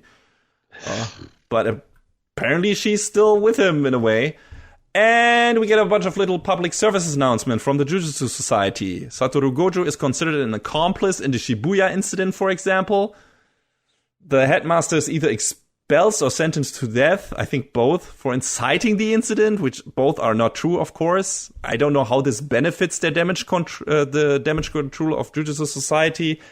I have no idea. I guess they just needed someone to blame for this debacle. A fall guy or fall guys. And of course, Yuji's death sentence is also reinstated. And Yuta, who apparently hasn't slept well for a while, is supposed to carry it out. Yay! Good times ahead, everybody! Took so long to bring it full circle back to the movie. Yes, exactly. But they did. And now we have a new status quo. which I also appreciate when a show makes big shifts and completely rewrites the status quo again, basically, like completely does a new setup for how the world now works, because now kind of all our favorite characters are hunted in a way, and the shit has gone awry all over the world. Well, I guess not all over the world, because all the stuff, they found maybe a way to focus this all in Tokyo. So I guess Tokyo becomes a death zone or whatever, with the 10 million curses running rampant. And then the 1,000 new sorcerers. How long does the mangaka plan that story to go? I wonder. Yeah. And well, I mean, with that much, you could probably do a lot of stuff off screen and it wouldn't really matter. Yes. And we have like 2 main characters from the movie and from the show probably squaring off in the not too distant futures, hopefully becoming friends though, instead of just taking each other out. Well, I wonder about that, considering this season was not hesitant to give us a bad ending. Yes, yeah. I mean, it's still a cliffhanger ending, and shit will go, things have to get extra dark before they can get better again in these kind of shows, I guess. The question is, how much more collateral will we have on the way to get to a maybe somewhat happy end when all the bad guys are taken out? If this is where the mangaka is even going, which, of course, I don't know. Maybe we will get an ultimate bad ending at the end, but we'll see. And them apparently not killing off Nobara was kind of a relief for me, because that would have been a real, like, oh, we're willing to go the full 9 yards with this and kill off your favorite characters, which they do with Nanami, right? But, not all at once, at least. Yeah. So, I mean, she might still die, and Megumi might die, and whatever, and Yuji, and I think not Yuji, main character syndrome, but main character plot armor. But, we'll see. We'll see what happens. Maybe Yuji gets completely taken over by Sukuna at some point, and then they have to kill him, and that's the story of him. We'll see. But it's very interesting. Like, the where we are left at the end of the season is really cool. It's a really kick-ass season. I enjoyed it a lot. John, how did you feel about it overall? Like, what were your highlights? And how did you feel maybe about it compared to the first season? Like, overall, this season was explosive, I think is a good word. Yeah, absolutely. I mean, I feel like it's maybe a cop-out for me to say the triumphant return of Braza. Yes, it always is. I mean, that's an easy pick to go to, right? That was good, but, the fight between Jogo and Sukuna was crazy, and the fallout from Sukuna's appearance, just like weighing down on Yuji, was, oh man, I can't imagine, to be in that character's shoes and to have no control but have witnessed everything. Oof. That's like psyche altering to an extreme, man. But yeah, this whole season was pretty nuts all around, all things considered. Yeah, absolutely. I think my highlights were the two-parter, right, with the Megumi fighting his dad, and then we have the Jogo Sukuna fight, and then the Maroko, or what it was called, Morocco against Sukuna and stuff like that, and then the Maito Yuji fight. And I think those were my standouts, and just such a good time, and such varied and interesting fight scenes, and so much cool shit on screen, and really enjoyed that. Enjoyed everything in between. It was just a really fast-paced season for me. Not that much plot stuff happening, but enough. Like, we had enough big twists and turns and everything, and reveals and shit like that, and, was front-loaded with interesting prequel stuff. So I can't complain at all. Like, I got so much cool shit out of the season. I hope we'll get more next season, and I'm really interested to see where it goes. And, John, where can people watch all of this? In most places, depending on where you live, it's available on Crunchyroll, but it's also, depending on where you live, you might have to catch it on something else. Like, it's also on Amazon. It's also on... LiveChart has a whole long list of services that are not American domestic. I guess it's on Netflix in certain regions as well. It doesn't delineate the regions here, but chiefly Crunchyroll and Funimation, pretty much. Apparently it's on Disney Plus in some regions. Why not? So yes, if you desire to watch this show, it is easily found. Yeah. And I know we harped a lot on Mappa in the beginning, and I was like, man, this really sucks. And it still does, don't get me wrong. I mean, as a positive, you could maybe throw in that Mappa apparently offers some of the highest salary for job newbies, like people who start out in the job, compared to other companies, anime companies and companies in general, I guess, in this field. I was doing some reading about first year animators and how their monthly salary is like not even $300, Yes. depending on the company they go to. Yeah, it's just like they are definitely doing good there in regards, compared at least to other anime companies, right? And trying to give a really good entry salary, but still, it's still not enough. But that's a general problem. That's a whole Japan problem, whole industry problem. And at least Mappa is trying to, in that framework, giving a bit more to their employees. But still, that doesn't absolve them of their transgressions when it comes to how that work is managed. So that was important for us to mention that. Just wanted to maybe make that not look as one-sided as it might have sounded in the beginning of this review. But again, to end on a positive note, Jujutsu Kaisen Season 2 was a banger all around. Very explosive, like you said, John. Lots of big fights, big twists, big reveals, a complete change of the status quo. The next season is going to be really interesting. And the possibilities where this will go next are very exciting. I hope you will join us, because we will definitely keep on watching.